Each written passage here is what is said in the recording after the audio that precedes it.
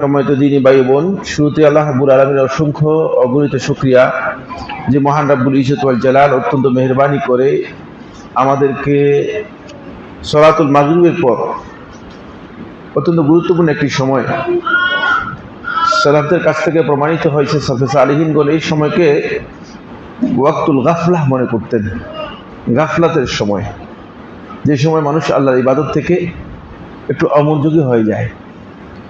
এই সময়টাকে বলা হয় থাকে ওয়াক্তুল গাফলাহ। এই সময় আল্লাহ রাব্বুল আলামিন আল্লাহর বান্দাদের ইবাদত খুব বেশি পছন্দ করেন। ফলে হুযায়ফা রাদিয়াল্লাহু আনহু বর্ণনা করেন, তিনি বলেন যে আমি একদিন রাসূলুল্লাহ সাল্লাল্লাহু আলাইহি ওয়াসাল্লামের কাছে আসলাম। আমি মাগরিবের সালাতের পর আল্লাহ নবী সাল্লাল্লাহু আলাইহি ওয়াসাল্লামের কাছে এসেছি। দেখলাম যে আল্লাহ রাসূল সাল্লাল্লাহু আলাইহি ওয়াসাল্লাম মাগরিব থেকে ইশা পর্যন্ত তিনি দুই রাকাত করে নফল নামাজ পড়তেছিলেন। এটা অত্যন্ত গুরুত্বপূর্ণ সময়। এই জন্য ওয়াক্তুল গাফলাহ, এই যে অমনোযোগিতার একটি গুরুত্বপূর্ণ সময়, আমরা দিন জানার জন্য, ইসলাম সম্পর্কে জানার জন্য, মৌলিক কিছু বিষয় সম্পর্কে জ্ঞান অর্জন করার জন্য এখানে একত্রিত হয়েছি। এই জন্য আল্লাহ রাব্বুল আলামিনের শুকরিয়া আদায় করি, আলহামদুলিল্লাহ। সম্মানিত হাজিরিন, আমাকে সালাতের পরপরই এক ভাই বলতেছিলেন যে আমাদের সালাফি মানহাজের সালাত সম্পর্কে বলার জন্য, কিন্তু সালাতের উপর আমি আলোচনা করব না। আমার আলোচ্য বিষয় আজকে আকীদার উপর, মৌলিক ইসলামী আকীদা, ইসলামী আকীদার ভিত্তি এবং ইসলামী আকীদার প্রয়োজনীয়তা নিয়ে আমরা কথা বলবো। এর গুরুত্ব কি এবং প্রয়োজনীয়তা কি, এ বিষয়ে নিয়ে আমরা কথা বলবো। কারণ হচ্ছে, আপনার যদি আকীদাই ঠিক না হয়, আকীদার মধ্যেই যদি আপনার সমস্যা থেকে যায়, আপনি সালাত যতই শুদ্ধ করে আদায় করেন না কেন, এই সালাত আল্লাহ তাআলার কাছে কোনো মর্যাদা হবে না। এটা আমরা সবাই জানি। আমাদের ইবাদত, আমাদের আমল, আমাদের আজকার, আমাদের যত কাজ আছে, এই কাজগুলো আল্লাহ রাব্বুল আলামিনের কাছে মোটেও মর্যাদা পাবে না যদি আমাদের আকীদা ঠিক না হয়। এই জন্য আকীদা হচ্ছে গুরুত্বপূর্ণ বিষয়। আকীদার এই বিষয়টি আমরা অত্যন্ত গুরুত্ব দিয়ে বোঝার চেষ্টা করি এবং আলোচনা করার জন্য চেষ্টা করি। এই জন্য, যেহেতু আকীদার বিচ্ছেদের কারণেই মূলত আজকে মুসলিম উম্মাহ এই যে বিভিন্ন বিভক্তি রয়েছে, বিভিন্ন দলাদলি রয়েছে, বিভিন্ন সংকীর্ণতা রয়েছে, বিভিন্ন সমস্যা মুসলমানদের মধ্যে রয়েছে। মুসলমানদের মধ্যে বেদাতি এবং বিভিন্ন ফিরকাবন্দি, বিভিন্ন গ্রুপ, এইসব কিছুর ভিত্তি মূলত একটাই, সেটা হচ্ছে আকীদার পার্থক্য। আকীদাগত দিক থেকে বিভ্রান্তির কারণেই এই অবস্থা তৈরি হয়েছে। এই জন্য মৌলিক আকীদার বিষয়গুলো নিয়ে আমরা খুবই গুরুত্বপূর্ণ কিছু বিষয় চেষ্টা করব আপনাদের সামনে শেয়ার করার জন্য। ওমা তৌফিকি ইল্লা বিল্লাহি আলাইহি তাওয়াক্কালতু ওয়া ইলাইহি উনীব। সম্মানিত হাজিরিন, প্রথমে আমি আকীদা সম্পর্কে খুব সংক্ষেপে কয়েকটি কথা বলবো। সেটি হচ্ছে, আকীদা শব্দটি, এই শব্দটি ইতাকাদা ইয়াতাকিদু আকীদাতান, আল আকদ, এই রুট থেকে আকীদা শব্দটি এসেছে। রুটটা হচ্ছে আল আকদ, দুটি মৌলিক অর্থ বোঝায়। একটা যে চুক্তি, কোনো বিষয়ে কোনো চুক্তি হলে চুক্তি বোঝানোর জন্য আকদ শব্দটি ব্যবহৃত হয়। আরেকটি হচ্ছে আকদ বলতে আর রদ্দু, একটা জিনিসকে আপনি বেঁধে ফেলা, অথবা কোনো জিনিস গিট লাগিয়ে দেয়া, একটা জিনিসের মধ্যে আরেকটা জিনিসকে গিরা লাগানো, এটা আকদ শব্দের অর্থ। যেহেতু আকীদা হচ্ছে এমন একটি বিষয়, যে বিষয়টি মানুষের অন্তরে বিদ্যমান হলে এবং বদ্ধমূল হলে ওই ব্যক্তি তার জীবনের প্রত্যেকটি কাজ সেই অনুযায়ী করতে পারে। এই জন্য আকীদা শব্দটা এইখান থেকে নেওয়া হয়েছে। আর মৌলিকভাবে আমরা আল্লাহ রাব্বুল আলামিনের সাথে আমাদের যে চুক্তি রয়েছে, বান্দা হিসেবে আল্লাহ রাব্বুল আলামিনের সাথে আমাদের যে চুক্তি রয়েছে, সেই চুক্তি হচ্ছে যে আল্লাহ সুবহানাহু ওয়া তাআলা আমাদের একমাত্র ইলাহ। আল্লাহ রাব্বুল আলামিন ছাড়া আর প্রকৃত কোনো ইলাহ নেই, প্রকৃত কোনো মাবুদ নেই। এই যে চুক্তি, এটা হচ্ছে আমাদের আল্লাহর সাথে মূল চুক্তি। আলাস্তু বিরাব্বিকুম ক্বালু বালা, আমরা এই স্বীকৃতি দিয়ে এসেছি যে আমাদের রব হচ্ছেন একমাত্র আল্লাহ তাআলা এবং তিনি হচ্ছেন একমাত্র আমাদের ইলাহ। এই যে আহাদ, এই যে চুক্তি, এই যে অঙ্গীকার, এই অঙ্গীকারটাকেই মূলত পরবর্তীতে আকীদা শব্দে ব্যবহার করা হয়েছে। ফলে কোন একজন ব্যক্তি যখন তার অন্তরের মধ্যে কোনো বিষয় খুব দৃঢ়তার সাথে পোষণ করে থাকে, বদ্ধমূল অন্তরে যে ধারণাটুকু, এটাকে মৌলিকভাবে আকীদা বলা হয় থাকে। এটা হলো আকীদার বক্তব্য। সেই মৌলিক ধারণাটা ভুলও হতে পারে, শুদ্ধ হতে পারে, সহিহ হতে পারে, বাতিলও হতে পারে। এই ধারণা সবার সমান হবে না। প্রত্যেক ব্যক্তিরই আকীদা রয়েছে। আকীদা ছাড়া কোনো ব্যক্তিকেই নেই, কোনো ব্যক্তি মুক্ত নেই। যিনি কবরে গিয়ে সিজদা দিচ্ছেন তার একটা আকীদা রয়েছে, যিনি বেদিতে গিয়ে ফুল দিচ্ছেন তার একটা আকীদা রয়েছে, যিনি মানুষের হাতে গিয়ে বায়াত গ্রহণ করতেছেন অথবা মুরিদ হচ্ছেন তার একটা কি রয়েছে, আকীদা রয়েছে। মানে প্রত্যেক ব্যক্তিরই কি রয়েছে, একটা আকীদা রয়েছে। আকীদা ছাড়া কোনো কাজ হয় না। আপনি যখন একজন ব্যক্তিকে দেখবেন, আসসালামু আলাইকুম, কেন আসসালামু আলাইকুম বললেন? আপনি তাকে নমস্কার বললেন না কেন? আপনার আকীদার সাথে জড়িত, বুঝতে পেরেছেন? এই জন্য প্রত্যেকটা ব্যক্তির আমল, সেটা কথা হোক, কাজ হোক, অথবা অন্য কিছু হোক, সবটাই মূলত আকীদার সাথে জড়িত। আকীদা থেকে বিচ্ছিন্ন নয়, আকীদা থেকে বিচ্ছিন্ন নয়।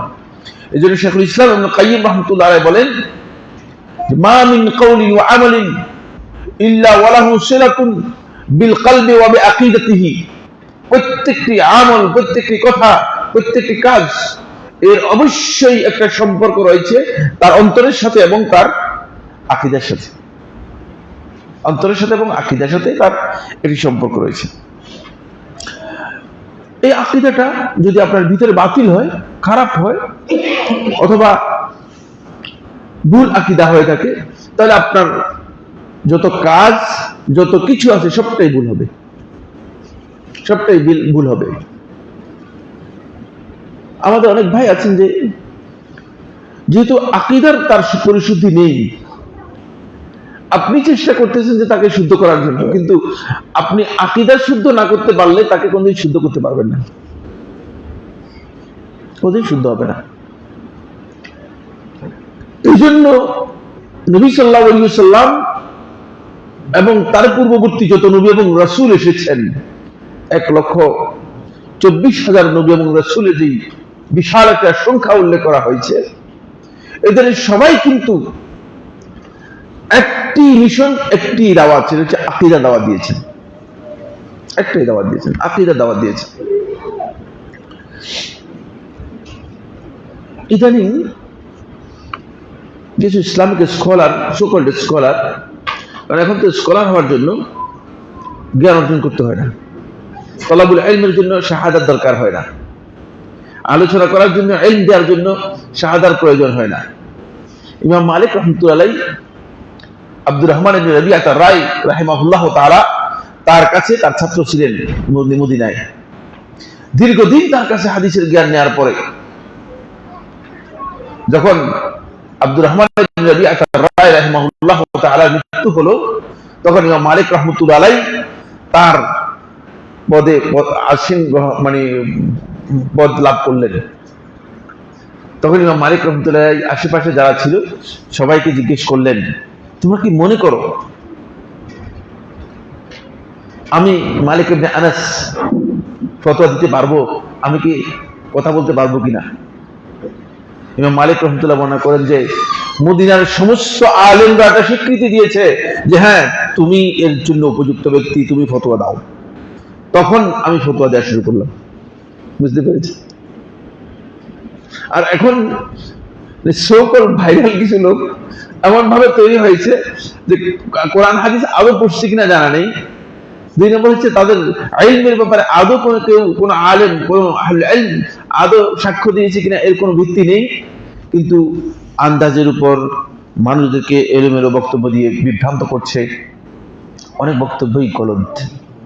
এর কারণ হচ্ছে এটাই, কারণ ইলম এর আগেই নিজেকে কি করে দিয়েছে, আলেমের জায়গায় নিয়ে গিয়েছে। ইমাম আবু হানিফা রাহমাতুল্লাহ আলাইহি তার উস্তাদ ছিলেন হাম্মাদ ইবনে আবি সুলাইমান আল কুফি রাহিমাহুল্লাহ তাআলা। 18 বছর তার সাথে ছিলেন। এটা শুধু উদাহরণ দিচ্ছি বুঝার জন্য। 18 বছর তার সাথে ছিলেন। 18 বছর তার সাথে থাকার পরে 18 বছর পরে যখন হাম্মাদ ইবনে আবি সুলাইমান এর মৃত্যু হলো, তখন কুফার মানুষ আলেমরা বললো যে আবু হানিফা তুমি এখন ফতোয়া দিতে পারো, তুমি ফতোয়া দাও। বলছে না, আমি ফতোয়া দিতে পারবো না। বলছে না, তুমি ফতোয়া দেওয়ার উপযুক্ত, তুমি ফতোয়া দাও। তখন তিনি দায়িত্ব গ্রহণ করলেন। এটা হচ্ছে যাদেরকে আমরা অনুসরণ করি, যাদেরকে এই উম্মাহ অনুসরণ করে, তাদের একটি পরিচয়। বুঝতে পেরেছেন? তারা ইলমের ক্ষেত্রে তাদের অবস্থান ছিল এই ধরনের। কিন্তু ইদানিং একদল লোক বেরিয়ে আসছে, 2-3টা বই পড়ার পরে অসংখ্য বিভ্রান্তি তৈরি করতেছে, গোলপা খাচ্ছে। কোরআন হাদিসের মধ্যেও কিছু ধরনের গোলপা কারো চেষ্টা করতেছে। তারপরে মন গড়া বক্তব্য। কারণ এই উম্মতের একটা, আমাদের কাছে আলোচনার মধ্যে আসবে, আমাদের কাছে কোরআন আছে, আমাদের কাছে রাসূলুল্লাহ সাল্লাল্লাহু আলাইহি ওয়াসাল্লামের হাদিস আছে, তার পাশাপাশি আমাদের কাছে বিশাল একটা উম্মতের এক বিশাল মাসিরা, একটা মিছিল রয়েছে, যারা 1400 বছর পর্যন্ত অতিক্রম করে গেছেন। সুতরাং আন্দাজে কথা বললে চলবে না। আজকে নতুন করে যদি আপনি 1400 বছর পরে, 1445 বছর পরে এসে নতুন বক্তব্য দেন, নতুন কথা বলেন, তাহলে বুঝতে হবে যে আপনার বক্তব্যের কোথাও না কোথাও গ্যাপ আছে, ভুল আছে। এই জন্য নতুন একদল লোক বেরিয়েছে, তারা বলতেছে যে যখন আমরা আকীদা নিয়ে লোকদের সামনে আলোচনা করি এবং আকীদার গুরুত্ব মানুষকে তুলে ধরার জন্য চেষ্টা করি, প্রথম একটা প্রশ্ন উত্থাপন করে থাকে। সে প্রশ্ন হচ্ছে, ভাই আপনি যে আকীদা আকীদা বলতেছেন, কোরআন এবং হাদিসের মধ্যে তো আকীদা নেই, আকীদার শব্দই নেই। প্রথম বিভ্রান্তি বুঝতে পেরেছেন কিনা? বুঝতে কোনো অসুবিধা হবে তো? কোরআন এবং হাদিসের মধ্যে তো আকীদার শব্দই নেই, আপনি আকীদা নিয়ে আমাদেরকে কিসের কথা বলছেন? বলছে আকীদা এই দাওয়াতের কারণেই তো আজকে মুসলমানদের মধ্যে অনৈক্য তৈরি হচ্ছে। আমরা তো মুসলমানরা ঠিকই ছিলাম, কেউ কবর পূজারি, কেউ বাট্টিওয়ালা, কেউ এই কেউ সেই, আমরা তো ঠিকই আছি, মসজিদে এসে আমরা নামাজ পড়তাম।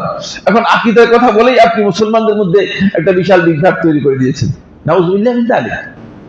এটা বিশাল বিভ্রান্তি। আপনার যদি জানা না থাকে, জানার চেষ্টা করবেন। কোরআনে কারীমের মধ্যে আল্লাহ সুবহানাহু ওয়া তাআলা আকীদা শব্দ একেবারে আকদুন, এই শব্দের রুটে একাধিক আয়াতের মধ্যে রয়েছে,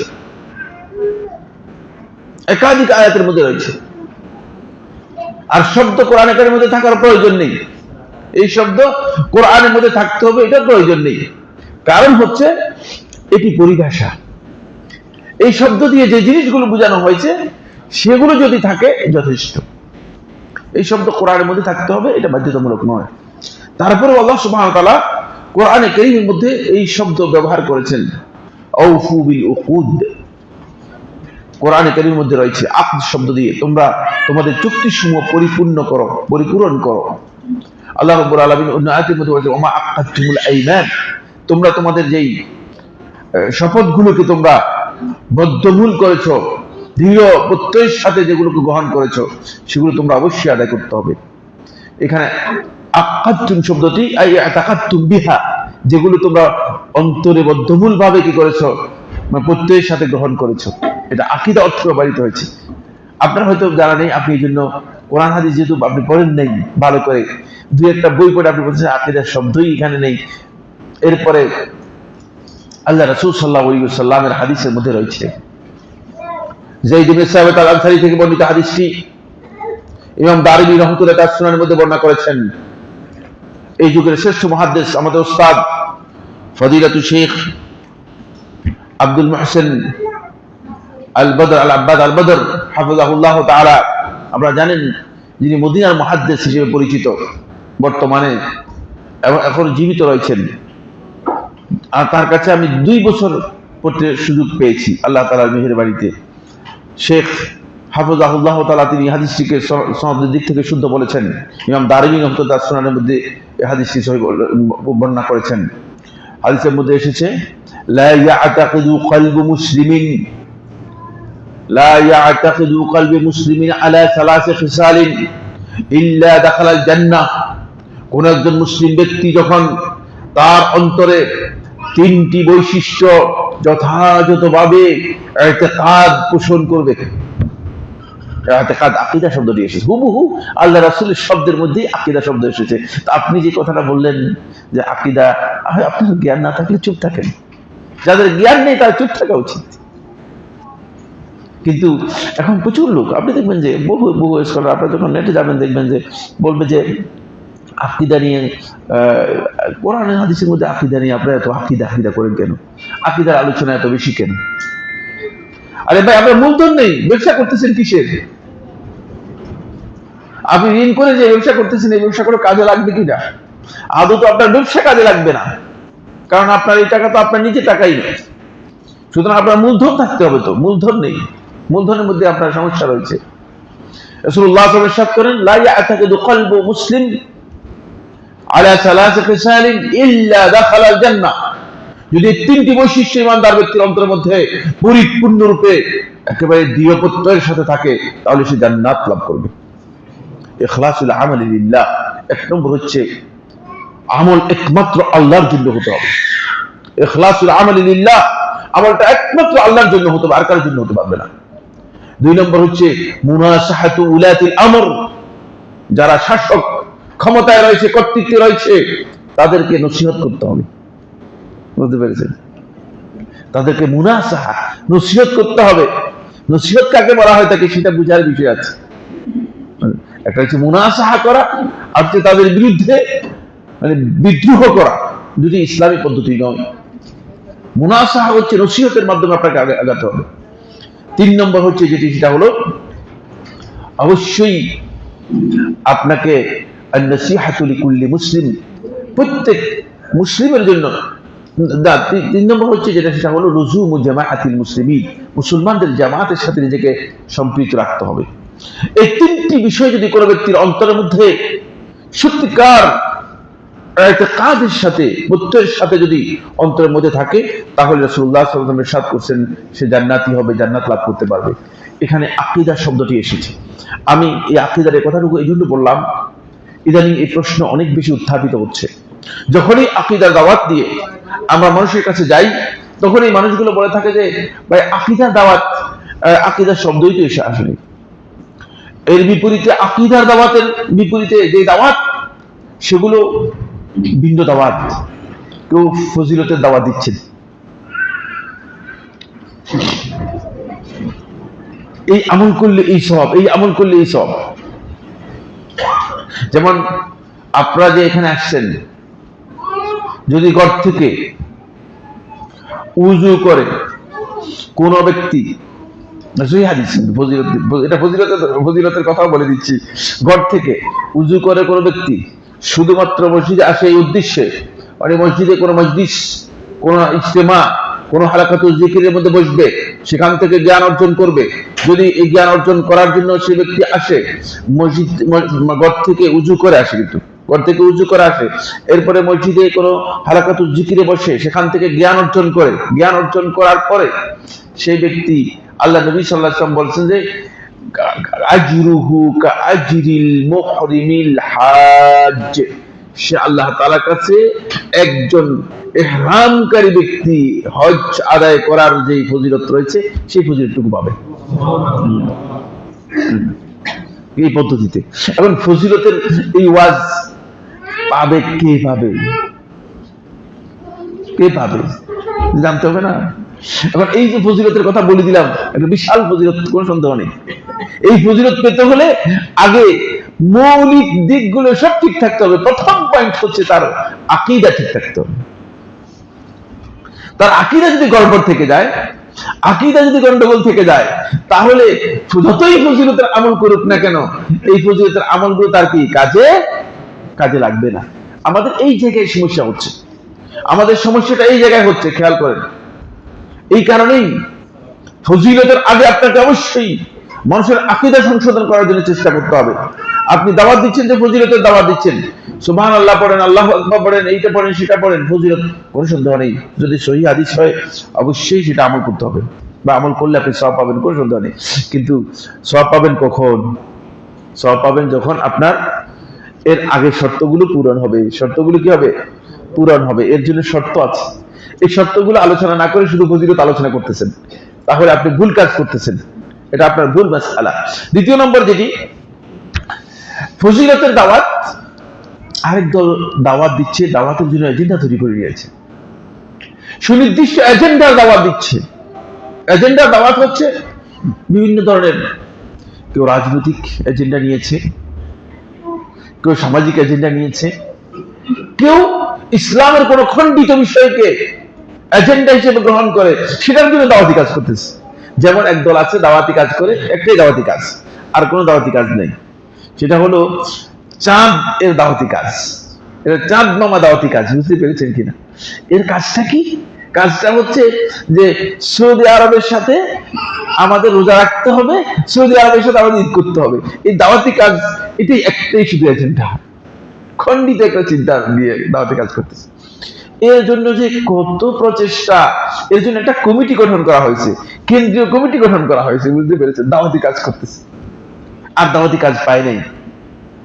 আরে বাবা, যার তাওহীদ ঠিক নাই, যার ঈমান ঠিক নাই, যে আল্লাহ রাব্বুল আলামিনের পরিচয় লাভ করতে পারে নাই আজকের দিন পর্যন্ত, তার এই সমস্ত দাওয়াতের কোনো প্রয়োজন নেই। এগুলো সে কিছুই কাজে লাগবে না, তা তো সলাতই আল্লাহ তাআলার কাছে গ্রহণযোগ্য হবে না, তারা ইবাদত আল্লাহ তাআলার কাছে কোনো মূল্য পাবে না। সুতরাং এই দাওয়াতের এই যে এজেন্ডা তৈরি করেছে, এর কারণ হচ্ছে শয়তান হাকিকত থেকে আমাদেরকে বের করে নিয়ে, শয়তান যেই কাজে আমাদেরকে লিপ্ত করলে আমাদেরকে মূল কাজ থেকে বিচ্ছুত করতে পারবে, মূল এজেন্ডা থেকে দূরে সরাতে পারবে, ঠিক সেই কাজগুলো শয়তান আমাদের জন্য তৈরি করে দিচ্ছে। এই জন্য তাওহীদের কথা, আকীদার কথা যখন আলোচনা হয়, তখন আপনি দেখবেন যে লোকদের তেমন বেশি আগ্রহ নেই, এত বেশি গুরুত্ব নেই। আর যখন ফজিলতের কথা আলোচনা করবেন, সুবহানাল্লাহ, আল্লাহু আকবার, আপনার তো আগে অন্তরকে পরিপূর্ণরূপে তাওহীদমুখী করতে হবে, তাওহীদি চেতনা আপনার মধ্যে আসতে হবে। এটা আমি আকীদা সম্পর্কে প্রথম কথা বলার পরে, এরপরে আমি আকীদা শব্দটি মূলত, যদিও আকীদা হিসেবে, খুব ভালো করে খেয়াল করুন, যদিও আকীদা হিসেবে এই শব্দটি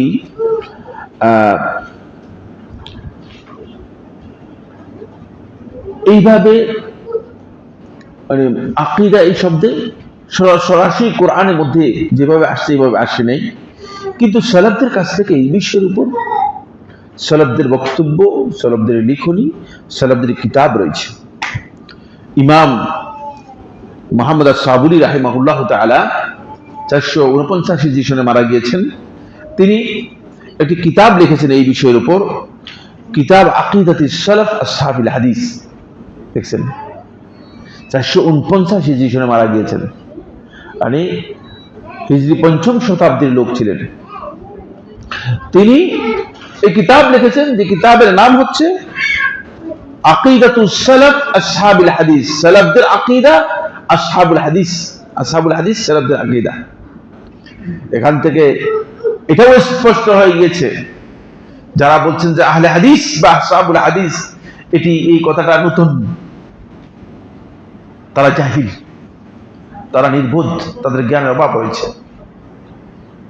কারণ এই কিতাব লেখা হয়েছে 449 হিজরি সনে।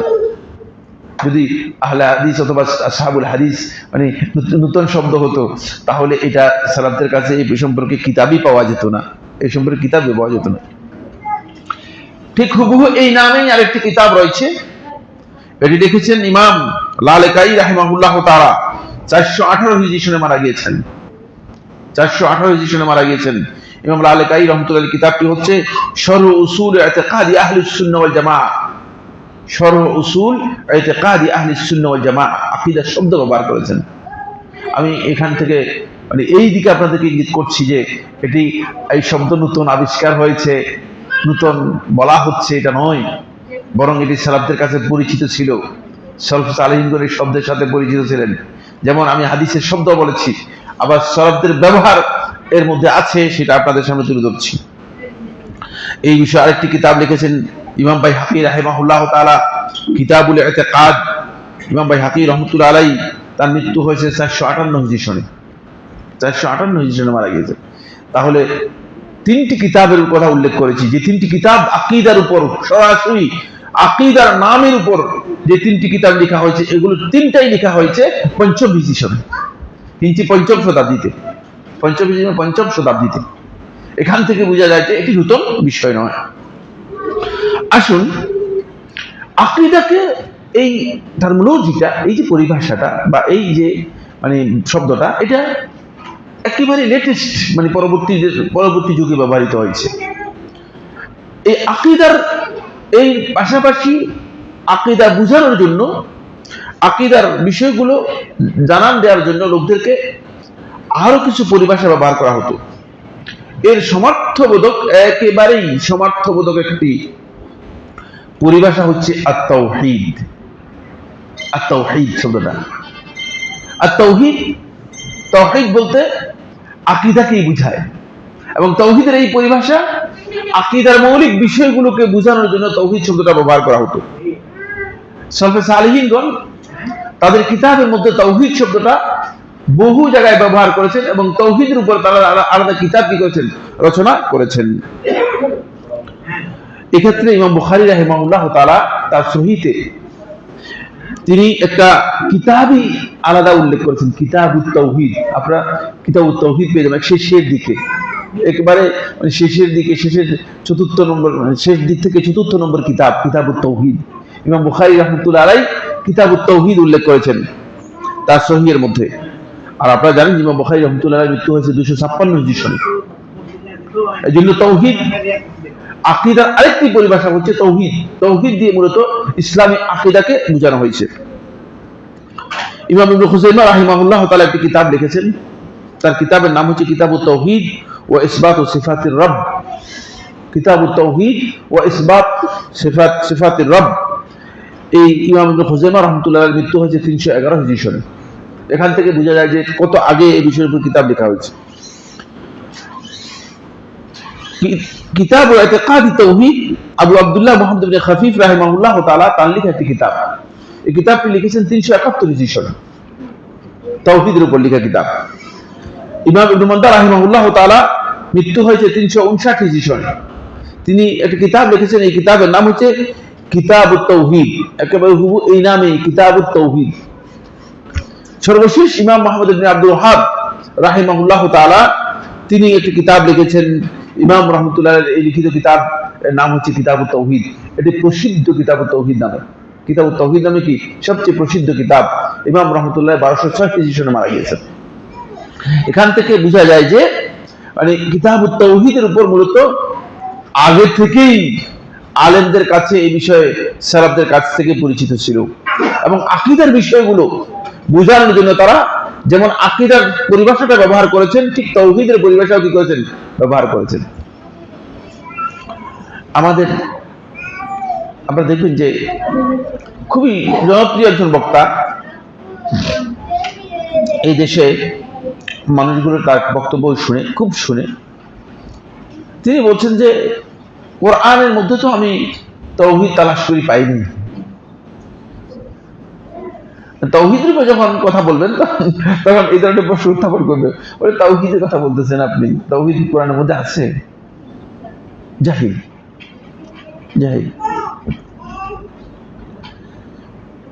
নবী এবং রাসূলদের দাওয়াতের মূল কাজ ছিল তাওহীদের উপর। কোরআনের মধ্যে আল্লাহ সুবহানাহু ওয়া তাআলা সর্বপ্রথম যে নির্দেশটি দিয়েছেন,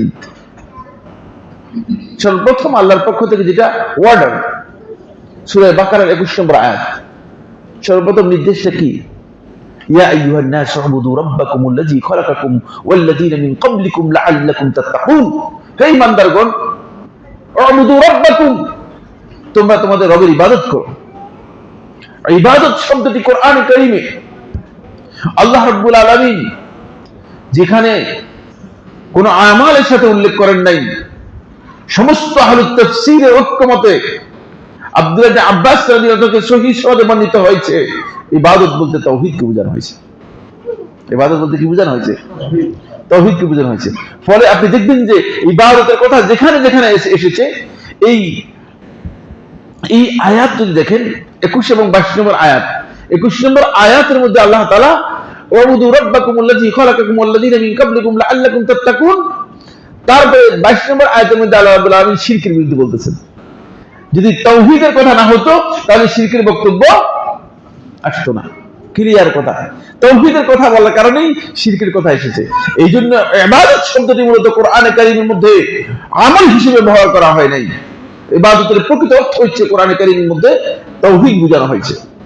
এই কারণেই সূরাতুল জারিয়াতের 56 নম্বর আয়াতের মধ্যে আল্লাহ সুবহানাহু ওয়া তাআলা যে বলেছেন, ইয়া আইয়ুহা ওয়া মা খালাকতুল জিন্না ওয়াল ইনসা ইল্লা লিয়াবুদুন, আমি জিন এবং ইনসানকে সৃষ্টি করেছি কেবলমাত্র আমার তাওহীদ কি করার জন্য, বাস্তবায়ন করার জন্য।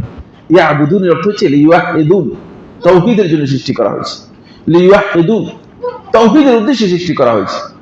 ফলে এখান থেকে স্পষ্ট বোঝা যাচ্ছে যে এইখানে বোঝানোই হয়েছে তাওহীদ। আচ্ছা আপনি বুঝেন নি, আচ্ছা আপনি ইবাদত থেকে তাওহীদ বুঝেন নাই, ইবাদত থেকে তাওহীদ বুঝেন নাই, ভালো কথা, বুঝেন না, অসুবিধা নেই। আপনি সূরা আরাফের মধ্যে যান, সূরাতুল আম্বিয়ার মধ্যে যান, নবীদের দাওয়াত দেখেন, নবীদের দাওয়াতের মধ্যে একেবারে স্পষ্ট তাওহীদের কথা এসেছে। মা লাকুম মিন ইলাহিন গায়রুহু, এর চেয়ে আর তাওহীদের বক্তব্য কি হতে পারে? তোমাদের জন্য আল্লাহ রাব্বুল আলামিন ছাড়া আর প্রকৃত কোনো ইলাহ নেই, তোমরা এই দিকে তোমাদেরকে ডাকা হচ্ছে। এটা হচ্ছে আল্লাহর পক্ষ থেকে নবী এবং রাসূলদের আহ্বান, নবী এবং রাসূলদের ডাক, তাওহীদের দিকে নবী এবং রাসূলগণ ডেকেছেন। আচ্ছা সেটাও যদি আপনি মানতে রাজি না হন, আল্লাহ রাব্বুল আলামিন একাধিক আয়াতের মধ্যে স্পষ্ট করে বলে দিয়েছেন, আল্লাহ তাআলা নিজের পরিচয় যেখানে করেছেন সেখানেই আল্লাহ রাব্বুল আলামিন বলেছেন কুল হুয়াল্লাহু আহাদ। তাওহীদ শব্দটা আপনার আর চোখে পড়ে নাই না? এজন্য বুঝলেন, অন্ধ ততক্ষণ পর্যন্ত আসলে সেই পথভ্রষ্ট থেকে যাবে যতক্ষণ পর্যন্ত জ্ঞান অর্জন করতে পারবে না। চোখের অন্তত দূর করতে হবে। চোখের মধ্যে আপনার ভ্রষ্টতা বিভ্রান্তির যে চশমা লাগিয়ে আছেন, এই চশমা যদি খুলতে না পারেন তাহলে আপনি হিদায়াত লাভ করতে পারবেন না। নবীদের সামনে উপস্থিত হয়ে হিদায়াত লাভ করতে পারে নাই, আবু জাহাল পারে নাই, আবু লাহাব পারে নাই, আল্লাহ রাসূলের কাছের মানুষ। এই তো আল্লাহ রাসূলকে সবচেয়ে জীবনের চেয়ে বেশি ভালোবাসতো যে আবু তালেব, তাও হিদায়াত লাভ করতে পারে নাই, হিদায়াত লাভ করতে পারে নাই। কারণ বেরিয়ে আসতে হবে আপনাকে ওই গণ্ডি থেকে, যে গণ্ডি আপনাকে হিদায়াত থেকে দূরে সরিয়ে দিতে পারে, হিদায়াতের রাস্তা থেকে আপনাকে বিচ্যুত করতে পারে, সেই গণ্ডি থেকে আপনাকে কি করতে হবে, বেরিয়ে আসতে হবে। এই জন্য আমার বন্ধুগণ, তাওহীদ শব্দটা আপনার হয়তো চোখে পড়ে নাই, কিন্তু কোরআন কারীমের বহু আয়াতের মধ্যে আল্লাহ তাআলা বলেছেন। একটি দুটি নয়, আমার আলোচ্য বিষয় সেটা নয়, আলোচ্য বিষয় আরো লম্বা। আমি জাস্ট এই কথা এই জন্য বলেছি যে সালাফদের কাছে তাওহীদটা অত্যন্ত গুরুত্বপূর্ণ বিষয় হওয়ার কারণে তারা এই বিষয়ের উপর কিতাব লিখেছেন এবং আকীদার মৌলিক বিষয়গুলোকে বোঝানোর জন্য তাওহীদ শব্দটা তারা পরিভাষা হিসেবে ব্যবহার করেছেন। যদি আপনি আকীদা পরিভাষা মানতে রাজি না হন, আসেন তাওহীদ পরিভাষাটা মেনে নিন, তাওহীদ পরিভাষা মেনে নেন। যাক, একদল লোক বলেছে না, তারপরেও ইনিয়ে বিনিয়ে তাওহীদের বিরুদ্ধে কথা বলে, তাওহীদের বিরুদ্ধে কথা বলে। একজন আলেম বাংলাদেশে আমার সাথে দেখা হয়েছে, তো বড় আলেমই। তো আমি যখন জিজ্ঞেস করলাম যে তাওহীদের উপর আপনার মানে কোনো বই পড়া আছে কিনা বা কোনো বই পড়ছেন কিনা, তাওহীদ আবার কি জিনিস চিন্তা করেন। তাওহীদ যে ইসলামের মৌলিক বিষয়, চিন্তা করেন, তাওহীদ যে আকীদার মৌলিক পরিভাষা, এই বিষয়টুকু পর্যন্ত মানে মোটে ধারণার মধ্যেই নেই, এত বিভ্রান্তির মধ্যে আছে। যদি আলেম ব্যক্তির এই দশা হয় তাহলে জাহিল ব্যক্তির অবস্থা কি হবে? অধিকাংশ লোকই এই বিষয়গুলো সম্পর্কে মোটেও জ্ঞাত নয়। দ্বিতীয় আরেকটি পরিভাষা ব্যবহার করা হয়, সেটা হচ্ছে আস-সুন্নাহ। বন্ধুগণ, আস-সুন্নাহ শব্দটা আমাদের কাছে পরিচিত, কিন্তু পরিচিত হচ্ছে সুন্নত বলতে মেসওয়াক করা সুন্নত, বুঝলেন না? এটা হলো পরিচিত হচ্ছে মাথার মধ্যে টুপি দেওয়ার সুন্নতের সুন্নত, পরিচিত হচ্ছে মাথার মধ্যে পাগড়ি দেওয়ার সুন্নতের সুন্নত। বুঝতে পেরেছে কিনা? আমাদের কাছে সুন্নত হচ্ছে এই ধরনের সুন্নত নামে পরিচিত হয়েছে। সুন্নত শব্দটা পরিচিত হয়েছে, কিন্তু ওই মাথার টুপি দেওয়া আর পাগড়ি দেওয়া আর মেসওয়াক করার সুন্নত নয়। এখানে সুন্নত হচ্ছে ইসলামের মৌলিক পরিভাষা, সুন্নত দিয়ে বোঝানো হয় তাকে, সুন্নত দিয়ে আমাদেরকে বোঝানো হয় তাকে মূলত আকীদার মৌলিক যে বিষয়গুলো আছে সবগুলো বিষয় সুন্নতের অন্তর্ভুক্ত। পুরা দিনকে মূলত দীনুল হক, সুন্নতের বিপরীত। সুন্নতের আরেকটা অর্থ, সুন্নতের একটা অর্থ হচ্ছে আদ-দীনুল হক। সুতরাং দীনুল বাতিল, বাতিল দিনের মানে বিপক্ষে যে শব্দ ব্যবহার করা হয় তাকে সেটা হচ্ছে সুন্নাহ। বেদাতের বিপক্ষে, বেদাতের বিপরীতে যে শব্দ ব্যবহার করা হয় তাকে সেটা হচ্ছে সুন্নাহ। দলালাতের বিপক্ষে যে শব্দ ব্যবহার করা হয় তাকে সেটা হচ্ছে সুন্নাহ। খুব ভালো করে খেয়াল করুন, এখানে সুন্নাহ বলতে আপনার ওই ফরজ ওয়াজিব নয় এমন বিষয় সুন্নত বোঝানো হচ্ছে না। অনেকে এই জন্য বলে, ভাই সুন্নাতের কথা এত বলেন কেন? তিনি জানেন না সুন্নাত কাকে বলা হয় থাকে। তিনি মনে করছেন সুন্নাত মানে মিসওয়াক করা হচ্ছে সুন্নাত। না, সুন্নাহ গোটা দিনকে শামিল করে। ফলে ইমাম আবুল হাসান বারবাহারি রাহিমাহুল্লাহ তাআলা, আবু মুহাম্মদ বারবাহারি রাহমাতুল্লাহ আলাইহি তার শারহুস সুন্নাহর মধ্যে উল্লেখ করেছেন, তিনি বলেছেন যে আস-সুন্নাতু হিয়াল ইসলাম ওয়াল ইসলামু হুয়াস সুন্নাহ। জেনে রাখো ভালো করে যে সুন্নাহ হচ্ছে ইসলামের নাম আর ইসলাম হচ্ছে সুন্নাতের নাম, একটি আরেকটি থেকে বিচ্ছিন্ন নয়। এই কারণেই যারা সুন্নাহকে অস্বীকার করে সে যদি সারা জিন্দেগি আল্লাহ তাআলার ইবাদত করে থাকে, তার ইবাদতের কোনো মূল্য আল্লাহ তাআলার কাছে নেই। কোন দরকার নেই, আল্লাহ তাআলার কাছে কোনো মূল্য নেই। সে যতই নিজেকে মনে করুক না কেন যে আমি গবেষক, আমি স্কলার, আল্লাহ রাসূল সাল্লাল্লাহু আলাইহি ওয়াসাল্লাম সুন্নাহকে অস্বীকার করার সুযোগ নেই। কারণ সুন্নাহর বাইরে কোনো দিন কি নেই। দিনটা পুরোটাই পেয়েছি আমরা কিসের মাধ্যমে? সুন্নাহর মাধ্যমে। দিনটা পুরোটাই পেয়েছি সুন্নাহর মাধ্যমে। সুতরাং সুন্নাহ বাদ দিয়ে যদি আপনি শুধুমাত্র মনে করেন যে আমি কোরআন অনুসরণ করলে চলবে, আপনি বক্তব্য ভুল দিয়েছেন, সীমা লঙ্ঘন এবং হেদায়েতগ্রস্ত বক্তব্য, কোনো সন্দেহ নেই। বন্ধুগণ, একটা হচ্ছে আর-সুন্নাহর আরেকটি অর্থ হচ্ছে as-সিরাতুল মুস্তাকিম। সিরাতুল মুস্তাকিম আর সিরাতুল জাহিম, জাহান্নামের রাস্তার বিপরীতে যে রাস্তা, এই রাস্তার নাম হচ্ছে সুন্নাহ। এই জন্য ইমাম মালিক রাহমাতুল্লাহ থেকে বর্ণিত হয়েছে, ইমাম মালিক রাহমাতুল্লাহ বলেছেন আস-সুন্নাতু সাফিনাতু নূহ। তোমরা ভালো করে জেনে রাখো, সুন্নাহ হচ্ছে নূহ আলাইহিস সালামের কিস্তি, নূহের সাফিনা, জাহাজ। ফামান রাকিবাহা নাজা, যে সুন্নাহকে ধারণ করতে পারলো, সুন্নাহর অনুসরণ করতে পারলো, নাজা, সেই নাজাত লাভ করলো, সেই নাজাতের পথ পেয়ে গেল। নাজাতের পথ সুন্নাহ হচ্ছে তরিকুন নাজাহ, নাজাতের পথ। ওয়া মান লাম ইয়ারকাবহা, আর যে সুন্নাহকে ধারণ করতে পারলো না, সুন্নাহে আসতে পারলো না, হালাকা, সে ধ্বংস হয়ে গেল, সে ধ্বংসের মধ্যে চলে গেল। কারণ এটা ধ্বংসের, সুন্নাহর বিপরীতে রাস্তাটাই হচ্ছে ধ্বংসের রাস্তা। ফলে উলামায়ে কেরাম ইসলামী আকীদাকে মানুষের কাছে তুলে ধরার জন্য ইসলামী আকীদার আরেকটা পরিভাষা আস-সুন্নাহ পরিভাষাটি ব্যবহার করেছেন। এই বিষয়ের উপর সর্বপ্রথম কিতাব লিখেছেন ইমাম আহলুস সুন্নাহ ওয়াল জামাআহ, ইমাম আহমদ ইবনে হাম্বল রাহমাতুল্লাহ আলাইহি। আপনারা জানেন ইমাম আহমদ ইবনে হাম্বল রাহমাতুল্লাহ আলাইহি ছিলেন আহলুল হাদিসের ইমাম।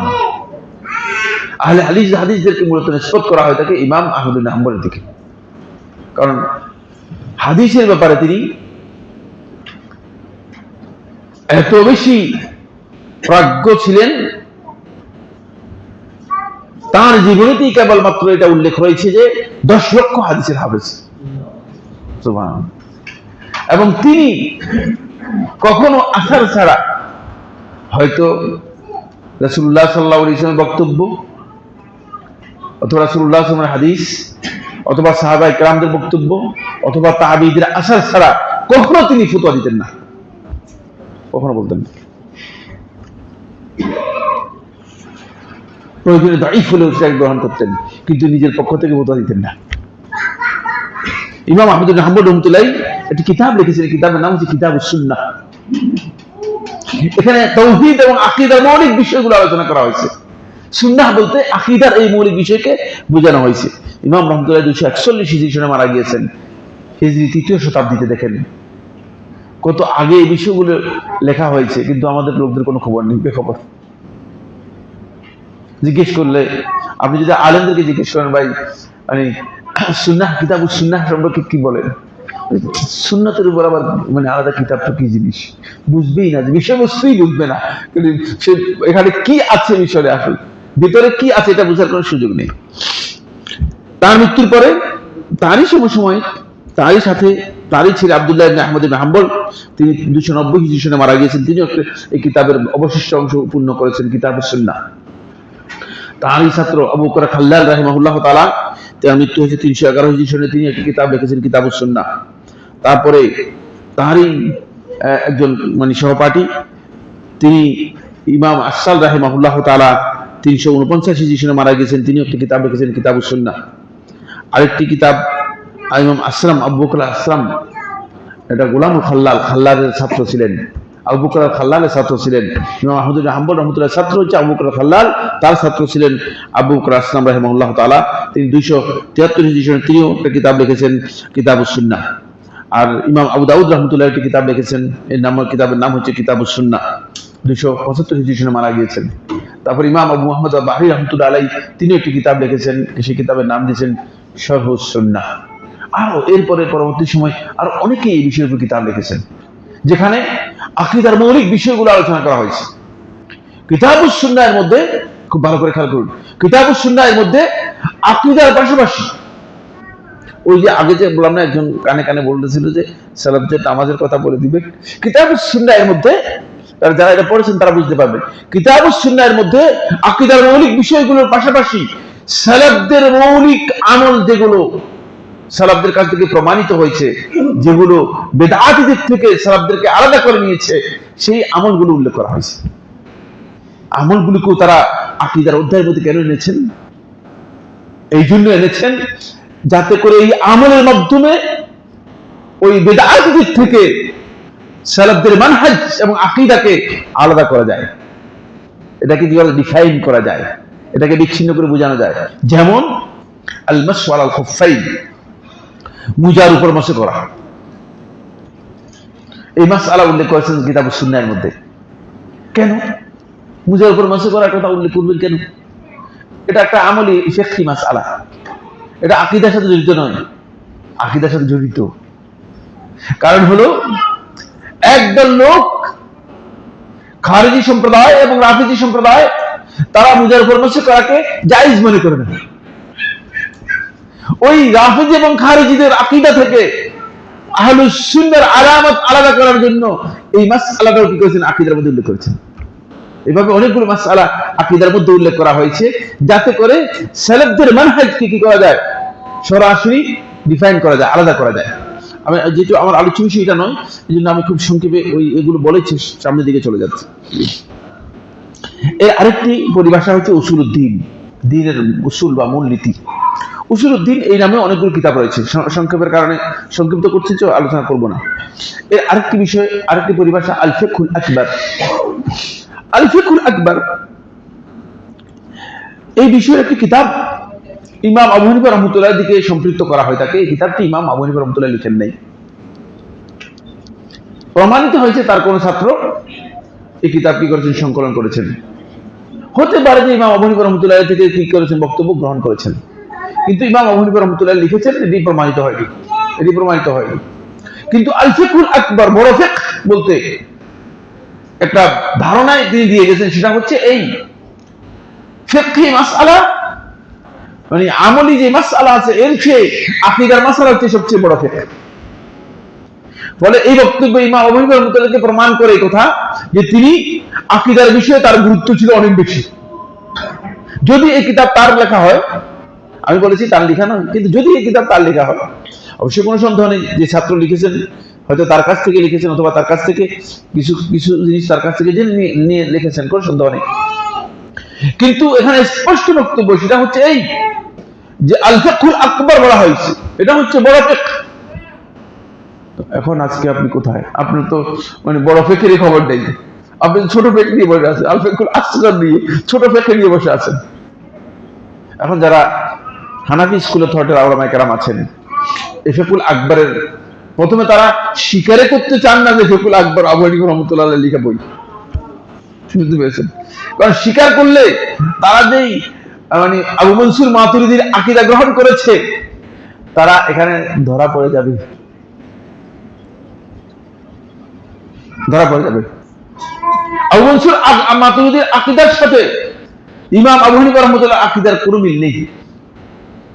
তাদেরকে এই প্রশ্নের উত্তর দিতে হবে, এই প্রশ্নের উত্তর তাদের কাছ থেকে বের করতে হবে যে আপনি ফিকহের দিক থেকে ইমাম আবু হানিফা রহমতুল্লাহ আলাইহিকে ইমাম হিসেবে গ্রহণ করলেন, মাসলা মাসাইলের জন্য তার কথা গ্রহণ করলেন, তাকে ইমাম মনে করলেন, তো আকীদা তার খারাপ ছিল এই জন্য তার আকীদা নেন নাই, ব্যাপারটা এমন কিনা?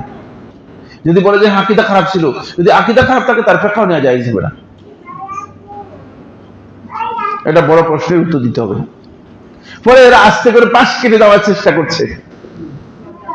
যদি তার আকীদা খারাপ হয় তাকে বলেন কেন আকীদা তার নেন নেই, তার আকীদা বাদ দিলেন কেন? কেন তার থেকে আরো 1 বছর 2 বছর নয়, প্রায় তার থেকে 170 বছর পরে আরেক ব্যক্তি এসেছে, তার আকীদা আপনারা গ্রহণ করতেছেন 170 বছর পর। চিন্তা করেছেন এর কারণটা কি?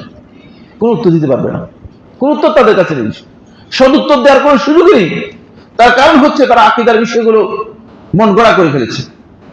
এরপর আবু মনসুর মাতুরিদি রাহিমাহুল্লাহ তাআলা তার আকীদার সাথে যদি এই যে দেওবন্দি আকীদার মিল নিয়ে আসেন, তাহলে আপনি দেখবেন যে আবু মনসুর মাতুরিদি যেগুলো বলেছে দেওবন্দিদের আকীদার সাথে কোনো মিল নেই। আবু মনসুর মাতুরিদির আকীদার মধ্যে ওয়াহদাতুল উজুদের আকীদা নেই। যে সমস্ত বিভ্রান্ত সুফিবাদী আকীদা রয়েছে, এই ধরনের আকীদার নামগন্ধ নেই। এখন এগুলো সবগুলো আপনারা এনে ঢুকে দিয়েছেন। এখন আপনারা দেওবন্দি আকীদা নিজেরা তৈরি করে, মানে আপনার ব্যক্তিগত মেরিন আকীদা, নিজস্ব আকীদায় তৈরি করে আপনি যদি বলেন যে আমরা হানাফি মাযহাব, এটা কোনো কথা হলো নাকি? এটা তো একটা ইমাম নামে, একজন ইমামের নামে মিথ্যাচার করা হচ্ছে। তার আকীদার কিতাব যদি স্বীকার করা হয় ফিকহুল আকবর, তাহলে ফিকহুল আকবরের মধ্যে এই আকীদাগুলো নেই।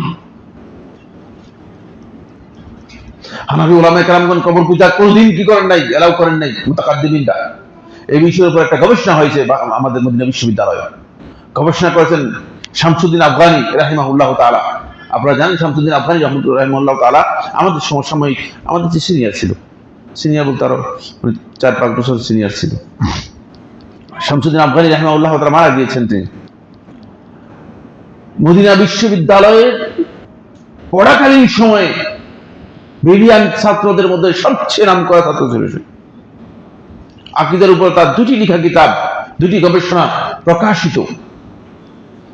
সে একটি কিতাব মানে গবেষণা করেছে, যে গবেষণার মধ্যে যে হানাফি ফকিহগণ যুগে যুগে কবর পূজার বিরুদ্ধে, কবুরীদের বিরুদ্ধে, বেরলভী এই আকীদার বিরুদ্ধে তাদের অবস্থান ছিল খুবই শক্তিশালী। কিন্তু আপনারা এখন দেখা যাচ্ছে যে কবর পূজাকে প্রমোট করতেছেন, কবর পূজা করতেছেন। কেউ গিয়ে কবরে গিয়ে সিজদা দিচ্ছে, কেউ গিয়ে কবরবাসীর কাছে গিয়ে দোয়া করতেছে, কেউ গিয়ে কবরের মধ্যে ফুল দিচ্ছে, আবার আরেকজন গিয়ে কবরে গিয়ে দান করতেছে কবর থেকে ফয়েজ নেওয়ার জন্য। একই কথা, একই কথা। কবর পূজা করা যেটা, কবর থেকে ফয়েজ নেওয়া একই কথা, একই জিনিস। হয়তো শব্দের মধ্যে পার্থক্য করেছেন, শব্দ ভিন্ন করেছেন, কিন্তু বিষয়টা একই। এই জন্য আমার বন্ধুগণ খুব ভালো করে খেয়াল করতে হবে। এখানে যারা আসলে এই বিভ্রান্তির মধ্যে আছেন, মনে করতেছেন যে আমরা মানে এখন মানে হানাফি মাযহাবের উপর আছি, আপনি জানতে হবে যে আপনি আসলে কি আদৌ কি হানাফি আকীদার উপর আছেন না নিজের মন গড়া আকীদার উপর আছেন। পুরাটাই মন গড়া, কোন ধরনের দেরাসা নেই। বরং তাদের লোকেরা বলেছে যে আমাদের আকীদা হচ্ছে আমাদের আকাবেরদের আকীদা, আমাদের আকীদা হচ্ছে আমাদের আকাবেরদের আকীদা। মানে তারা নির্দিষ্ট করে নিয়েছে আকাবের 2জন বা 3জনের নাম। আমি নাম বললাম না এখানে, আপনারা জেনে যাবেন, তাদের নামও পরিচিত, তারা খুবই পরিচিত। এরা আকীদাগত দিক থেকে মাতুরিদি এবং সুফিবাদী, এমনকি বহু জায়গায় তারা ওয়াহদাতুল উজুদের মতো সর্বেশ্বরবাদীর আকীদা বিশ্বাস করত। আল্লাহ ভালো জানেন তাদের সম্পর্কে, তাদের ফয়সালা আল্লাহ তাআলার কাছে, আল্লাহ তাআলাই ভালো জানেন। কিন্তু কোনো সন্দেহ নেই, এই আকীদা যদি কোনো ব্যক্তি পোষণ করে থাকে ইসলামী আকীদা অনুযায়ী, সেই ব্যক্তি জান্নাত লাভ করা সম্ভব নয়, কঠিন বিষয়। কারণ তার আল্লাহ তাআলার কাছে এইগুলো কোনো মূল্যই নেই। কারণ কোনো শিরক থাকলে সেই ইবাদত আল্লাহর কাছে গ্রহণযোগ্য হবে না। এরপরে এটা হলো 6 নম্বর পয়েন্ট, হচ্ছে আকীদার আরেকটি পরিভাষা শরিয়া। 7 নম্বর হচ্ছে আল ঈমান। এগুলো নিয়ে আমার আর আলোচনা করতে চাচ্ছি না বন্ধুগণ। এই যে পরিভাষাগুলো, ঈমান কোরআনের মধ্যে এসেছে, একেবারে স্পষ্ট।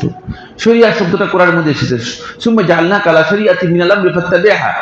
সুতরাং যেই পরিভাষায় আপনি গ্রহণ করেন না কেন, যেই পরিভাষায় আপনি গ্রহণ করেন না কেন, অবশ্যই আপনি এই আকীদার বিষয়গুলো সেখানে পেয়ে যাবেন। সুতরাং এগুলোকে অস্বীকার করার কোনো সুযোগ নেই, এগুলোকে অস্বীকার করার কোনো সুযোগ নেই। শরিয়ার উপর ইমাম আজুরি রহমতুল্লাহ একটা কিতাব লিখেছেন, কিতাবের নাম হচ্ছে কিতাবুশ শরিয়া। ইমাম আজুরি রহমতুল্লাহ মৃত্যু হয়েছে 360 হিজরি সনে। আসুন এরপরে যে পয়েন্টটি নিয়ে আমরা কথা বলবো সেটা হলো এই, ইসলামী আকীদার সাথে যখন আকীদার এই বিষয়গুলোর সাথে কিছু দার্শনিক চিন্তাধারা এসে যুক্ত হলো, তখন মুসলিমদের মধ্য থেকে একজন লোক বেরিয়ে আসলো, যারা চেষ্টা করলো যে ইসলামের এই আকীদাগুলোকে দর্শন দিয়ে কিভাবে কি করা যায়, কিভাবে প্রমাণ করা যায় বা সাব্যস্ত করা যায়। ফলে এটা করতে গিয়ে যেমন ঘোড়া, গাধা, খচ্চর, বুঝতে পেরেছেন, একসাথ করে এখন যদি তিনটাকে সমান করেন, যদি উপর দিক থেকে কাটেন তাহলেও সমস্যা, নিচের দিক থেকে কাটলে তাহলেও সমস্যা, নিচের দিক থেকে কাটলে পা চলে যাবে, আর উপর দিক থেকে কাটলে কি হয়ে যাবে, পিঠ মাথা চলে যাবে। তারা চেষ্টা করেছে ঘোড়া, গাধা, খচ্চর এই তিনটাকে এক করার জন্য, সমান করার জন্য। এবং আমাদের এই সমাজে বর্তমানে একদল লোক আছে যারা ইসলামের বিধানকে মানে বুঝানোর জন্য চেষ্টা করে বৈজ্ঞানিক পদ্ধতিতে, বিজ্ঞান দিয়ে উপস্থাপন করার জন্য চেষ্টা করে। তিনি এটা বুঝাতে চাচ্ছেন যে আমি অনেক বড় গবেষক হয়ে গিয়েছি। বিজ্ঞান এটা একটা অভিজ্ঞতার বিষয়, আগামীকাল পরিবর্তন হয়ে যেতে পারে। কারণ বিজ্ঞান এক সময় এই কথা ঘোষণা করেছে যে বিজ্ঞানের মাধ্যমে যে পৃথিবী স্থির, সূর্য পৃথিবীর চতুর্দিকে ঘুরে। এক সময় বিজ্ঞানের বক্তব্য ছিল এটি। পরবর্তী বৈজ্ঞানিকরা বলে যে না, সূর্য পৃথিবীর দিকে মানে পৃথিবী সূর্য স্থির, মানে পৃথিবী সূর্যের দিকে চতুর্দিকে ঘুরে। এরপর বিজ্ঞানীরা আবার দেখলো যে না, অভিজ্ঞতা চেঞ্জ হলো, বলে যে না, পৃথিবীও ঘুরতেছে, সূর্যও ঘুরতেছে। বুঝতে পেরেছেন কিনা? মানে এই পর্যন্ত শেষ পর্যন্ত নিজের মাথায় ঘুরতেছে যে এটা খেয়াল নেই। কয়েকদিন পরে আবার কি অভিজ্ঞতা কি বলবে সেটা তাদেরই জানা নেই, তাদের নিজেদেরই জানা নেই। বুঝতে পেরেছেন? পৃথিবীও ঘুরতেছে, তার মাথাও ঘুরতেছে, সূর্য ঘুরতেছে, কিন্তু এই সব কিছু হচ্ছে আন্দাজের বক্তব্য, ধারণার বক্তব্য, অনুমানের বক্তব্য। বুঝতে পেরেছেন? এটা দিয়ে আপনি কোরআন হাদিসকে প্রমাণ করার চেষ্টা করবেন না। কোরআন হাদিস হচ্ছে ওয়াহী, এই জায়গায় গলদ। এবং একদল লোক বেরিয়েছে যারা কোরআন হাদিসকে মানে এই ধরনের জিনিস দিয়ে প্রমাণ করার জন্য চেষ্টা করতেছে। এটা ভুল কথা, এটা ভুল কাজ। ঠিক তখনকার সময় আকীদার এই বিষয়গুলো যখন আসলো, তখন একদল লোক বের হলো যারা চেষ্টা করলো যে দর্শন দিয়ে, যুক্তিবিদ্যা দিয়ে, তারপরে এটাকে কি বলা হয়, তাকে বৈজ্ঞানিক যে সমস্ত মানে বিষয়গুলো আছে সেগুলো দিয়ে আল্লাহ তাআলাকে কিভাবে প্রমাণ করা যায়। নাউযুবিল্লাহ। আল্লাহ রাব্বুল আলামিন নবী এবং রাসূলদেরকে প্রেরণ করেছেন, কিন্তু কাউকে কথা বলেন নাই যে তোমরা গিয়ে এটা প্রমাণ করে যে আমি আল্লাহ আছি। আল্লাহ তাআলার উজুদের প্রমাণের জন্য কোন দলিল আল্লাহ রাব্বুল আলামিন প্রয়োজন মনে করেন নাই, বরং এই কায়নাতকে, পুরো সৃষ্টি জগৎকে আল্লাহ রাব্বুল আলামিন আল্লাহ তাআলার অস্তিত্বের দলিল হিসেবে খাড়া করে দিয়েছেন। আপনি যদি একটু তাকান আপনি বুঝতে পারবেন। যদি বুঝতে না পারেন তাহলে আপনি নির্বোধ। নাস্তিকরা এই প্রশ্ন করে, নাস্তিকের প্রশ্ন করার অর্থ নেই, নাস্তিককে জিজ্ঞেস করেন, নাস্তিক তুমি নিজেকে নিজে সৃষ্টি করেছো কিনা? যদি বলে না, বলছে তাহলে তোমাকে কে সৃষ্টি করেছে? কোনো কিছু সারা সৃষ্টি হয়েছে কেন? বলছেন না, তাহলে নিশ্চয়ই তোমার একজন স্রষ্টা হতে হবে। প্রশ্নই আসে। জন্য কোরআনের মধ্যে একটি আয়াত দেওয়া আছে, এই আয়াতের মধ্যেই নাস্তিকের সমস্ত প্রশ্নের উত্তর দেওয়া হয়েছে, সমস্ত প্রশ্নের উত্তর দেওয়া হয়েছে। এই কারণে যখন এই চিন্তা আমাদের একদল মুসলমানদের মধ্যে যুক্ত হলো, তখন মুসলমানরা এগিয়ে গেল। মুসলমানদের কিছু সংখ্যক লোক ইলমুল কালাম, ইলমুল কালাম হচ্ছে কালাম বিদ্যা। কালাম বিদ্যা মানে এটা যুক্তি নির্ভর, যুক্তিবিদ্যার মতো, বুঝতে পেরেছেন? যুক্তিবিদ্যার মতো যুক্তির মাধ্যমে ইসলামী আকীদাকে স্টাডি করার জন্য চেষ্টা করলো। আর হচ্ছে ইলমুল ফালসাফা। ফালসাফা হচ্ছে দর্শনের মাধ্যমে মানে ইসলামী চিন্তাধারাকে প্রমাণ করার জন্য কি করলো? এগিয়ে আসলো। ফলে একেবারেই ইসলামী আকীদাকে লেজে গোবর করে ফেলেছে, একেবারে বরবাদ করে দিয়েছে। ইলমুল কালাম এটি মূলত এই আকীদার সাথে, ইসলামী আকীদার সাথে এটি কোনোভাবেই যায় না। কারণ হলো যুক্তির মাধ্যমে যেটা আকল দিয়ে বোঝার কোনো সুযোগ নাই, সেটা বোঝার কোনো সুযোগ আছে কিনা? হ্যাঁ, কোনদিন সুযোগ নেই, কোনদিন। আপনি আকল দিয়ে সেটাই বুঝতে পারবেন, যুক্তির মাধ্যমে সেটাই বুঝতে পারবেন যেটা আপনি আকল দিয়ে কি করতে পারতেছেন?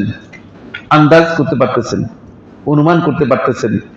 আপনার আকল যেটাকে কি করতে পারছে? আয়ত্তে আনতে পারতেছে।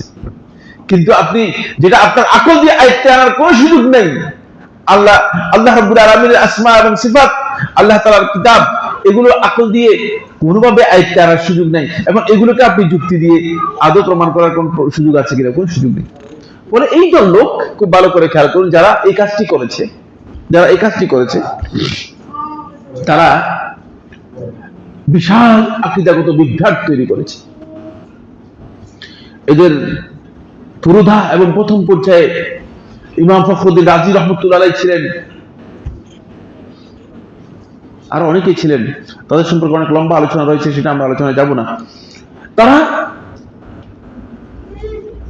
আল্লাহ তাআলার অস্তিত্ব প্রমাণ করার জন্য দলিল বের করেছে। ইমাম ফখরুদ্দিন রাজি রাহিমাহুল্লাহ তাআলা তিনি অনেকগুলো দলিল, বলে 101টি দলিল বের করেছে আল্লাহ তাআলার মানে অস্তিত্ব প্রমাণ করার জন্য, যুক্তি এবং ইলমুল কালাম, ইলমুল ফালসাফা, দর্শনের মাধ্যমে। তো একদিন যখন তিনি যাচ্ছিলেন, প্রথমে এক বৃদ্ধার সাথে দেখা, একেবারে বৃদ্ধা মহিলা। তখন ইমাম রহমতুল্লাহ চিন্তা করলেন যে আমি 101টা দলিল বের করে আল্লাহ তাআলার অস্তিত্ব প্রমাণ করেছি, কিন্তু এই বৃদ্ধা মহিলা আল্লাহ সম্পর্কে কেমনে আকীদা পোষণ করবে? এটা তো তার জন্য সম্ভব না। বৃদ্ধার একটু জিজ্ঞেস করে দেখি, বৃদ্ধা আল্লাহকে আসলে চিনতে পারছে কিনা, আল্লাহর পরিচয় লাভ করতে পারছে কিনা। এত বৃদ্ধ মানুষ, আর এত দলিল তো সে বুঝবেও না। তখন বৃদ্ধাকে বলে যে, বৃদ্ধা, আল্লাহ তাআলার অস্তিত্ব প্রমাণ করার জন্য আমি তো 101টা দলিল বের করে প্রমাণ করেছি যে আল্লাহ তাআলার অস্তিত্ব, কিন্তু তুমি আল্লাহ সম্পর্কে তোমার আকীদা কি? আসলে আল্লাহকে কিভাবে? আল্লাহ তাআলার অস্তিত্বের জন্য আবার দলিলের প্রয়োজন হয়, এটা তুমি দলিল বের করা নাই, বরং 101টা সন্দেহ তুমি তৈরি করেছো। 101টা সন্দেহ তৈরি করেছো। আল্লাহ রাব্বুল আলামিনের ওয়াহদানিয়ত প্রমাণ করার জন্য, আল্লাহ তাআলার একত্ববাদ প্রমাণ করার জন্য দলিলের প্রয়োজন হয় না। দলিল ছাড়াই আল্লাহ রাব্বুল আলামিন সৃষ্টি জগৎ প্রমাণ করছে তিনি এক। তার অস্তিত্বের জন্য তুমি 101টা সন্দেহ তৈরি করেছো। সেদিন ফখরুদ্দিন রাজির পুরা গবেষণা পণ্ড হয়ে গেল। আজানটা শেষ হোক, সুন্নাহ হচ্ছে আজান চুপ থাকা। এখানে আজান কটায় হয়?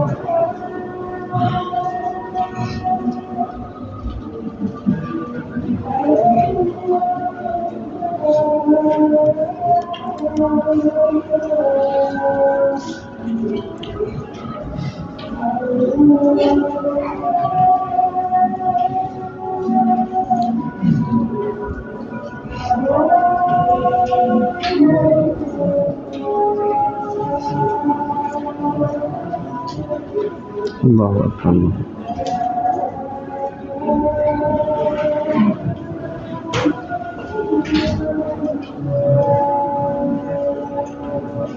লা ইলাহা ইল্লাল্লাহ।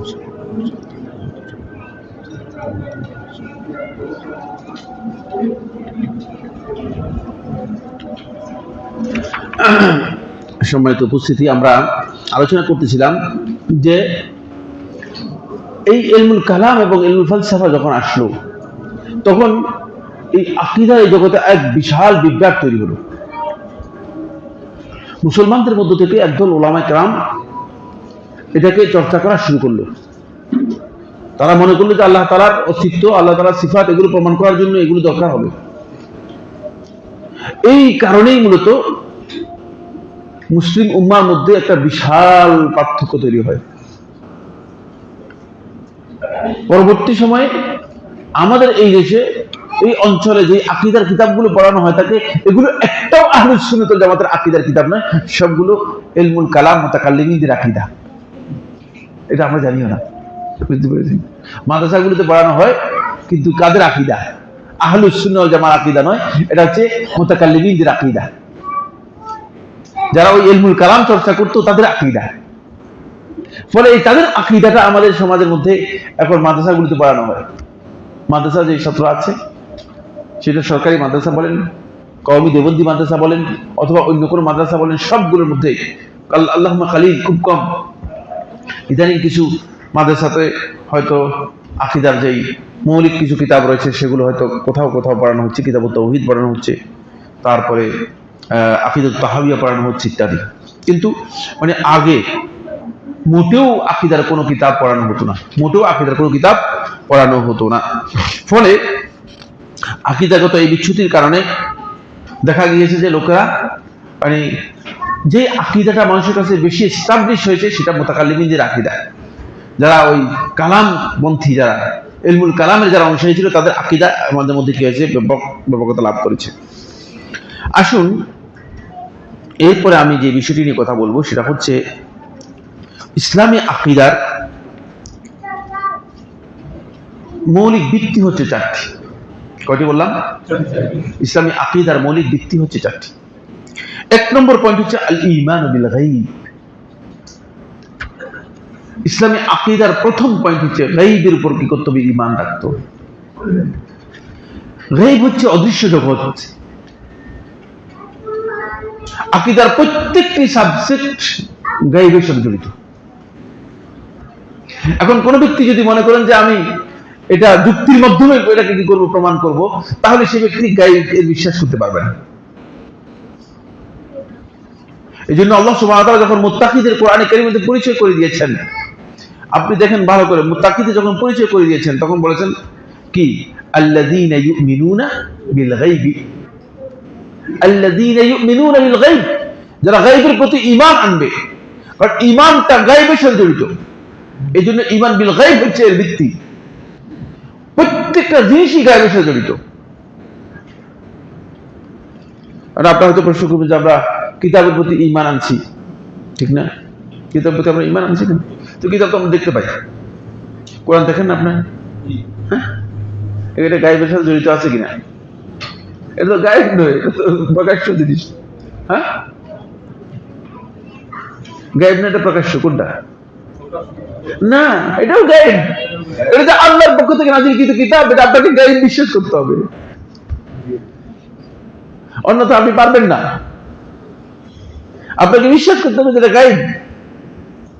আল্লাহর পক্ষ থেকে নাযিলকৃত কিতাব তো এটা। আপনি দেখছেন, আপনি ছিলেন তখন নাযিল হয়েছে। রাসূলুল্লাহ সাল্লাল্লাহু আলাইহি ওয়াসাল্লাম সাহাবায়ে কেরাম উপবিষ্ট রাসূলুল্লাহ জিবরিল আমিনকে দেখতে পেতেন। সাহাবায়ে কেরামরা কেউ দেখেননি, গায়ব না।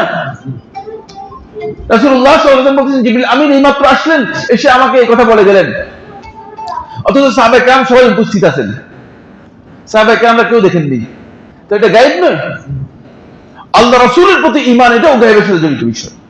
এই জন্য ঈমানিয়াতের যতগুলো বিষয় আছে, আকীদার যতগুলো বিষয় আছে, প্রথমেই আপনাকে সিদ্ধান্ত নিতে হবে যে এগুলো আপনি বিশ্বাস করতে হবে গায়বের সাথে।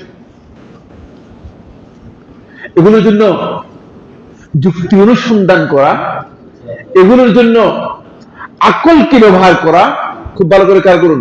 এক নম্বর হচ্ছে যুক্তি অনুসন্ধান করা, দুই নম্বর হচ্ছে আকলকে ব্যবহার করা, আর এগুলোর জন্য কারণ বের করার চেষ্টা করা, কোনোটাই বৈধ নয়। এই জন্য উলামায়ে কেরাম যখন এই আকীদার বিষয়গুলো বলছেন, তখন তারা বলছেন যে এগুলো সম্পর্কে লা কাইফা ওয়ালা লিমা, এই বক্তব্যটি দিয়েছেন আবু মুহাম্মদ বারবাহারি রাহমাতুল্লাহ আলাইহি তার শরহ সুন্নাহর মধ্যে। লা কাইফা ওয়ালা লিমা, এই প্রশ্ন তোমরা করতে পারবে না কাইফা কেমন, কারণ গায়বের বিষয়ে কেমন এই কথা বলার কোনো সুযোগ নেই। রাসূলুল্লাহ সাল্লাল্লাহু আলাইহি ওয়াসাল্লাম জান্নাতে প্রবেশ করেছেন, এখন আপনি যদি বলেন জান্নাতে কেমনে প্রবেশ করলেন, এগুলো কোনো উত্তর নেই, এগুলো কোনদিন বিশ্বাস, এগুলো আপনি যিনি উত্তর দিবেন তিনি প্রশ্ন উত্তর দিবেন, নিজের পক্ষ থেকে তৈরি করে উত্তর দিতে হবে। রাসূলুল্লাহ সাল্লাল্লাহু আলাইহি ওয়াসাল্লাম কবর আযাব দেখানো হয়েছে, এখন আপনি বলবেন যে ভাই কবর আযাব রাসূলকে কিভাবে দেখালেন? জাহান্নামে কারো শাস্তি রাসূলুল্লাহ দেখানো হয়েছে, এখন আপনি প্রশ্ন করবেন যে এগুলো এই জন্য, খুব ভালো করে খেয়াল করুন, এই কারণেই যারা প্রথমে যুক্তির ব্যবহার করেছে অথবা আকলের ব্যবহার করেছে অথবা এগুলোর জন্য কারণ অনুসন্ধান করেছে, এগুলোর পেছনে এরা সবাই কণ্ঠস্বর হয়ে গেছে। সবাই বলছে না এটা হতেই পারে না, এটা মিথ্যা কথা, এটা হবে না, এগুলোকে অস্বীকার করে দিয়েছে। মুতাজিলারা অস্বীকার করেছে, জাহমিয়ারা অস্বীকার করেছে, তারপরে দার্শনিক যারা তারা সবাই অস্বীকার করেছে, তারা বলেছে না এগুলো হতে পারে না। এখন কুরআনী ফিরকা যারা আছে, খারিজি সম্প্রদায় যারা আছে, তারা অস্বীকার করেছে, বলেছে না কিভাবে কবর আযাব হবে, চোখের সামনে একজন লোককে মাটির নিচে রেখে আসলাম, কয়দিন পরে খুলে টুলে দেখি যে একেবারে খেয়ে দিয়ে মাটি শেষ করে দিয়েছে, আপনি বলছেন কবর আযাব? ঠিক না? এটা উত্তর দিতে পারবেন? এর কোন উত্তর আছে না। এটি ঈমান বিল গায়ব। এজন্য এর প্রথম দিকটি হচ্ছে ঈমান বিল গায়ব হতে হবে। এখানে কোনোভাবেই আকল এর ব্যবহার করতে পারবেন না। আর গায়বের সাথে আকল একেবারে কন্ট্রাডিক্ট করে, খুব ভালো করে খেয়াল করুন, বুঝানোর জন্য আমি বলছি। যেমন আমি একটা ফলের নাম বললাম কাকা, কেউ এটা পরিচিতি দিতে পারবেন?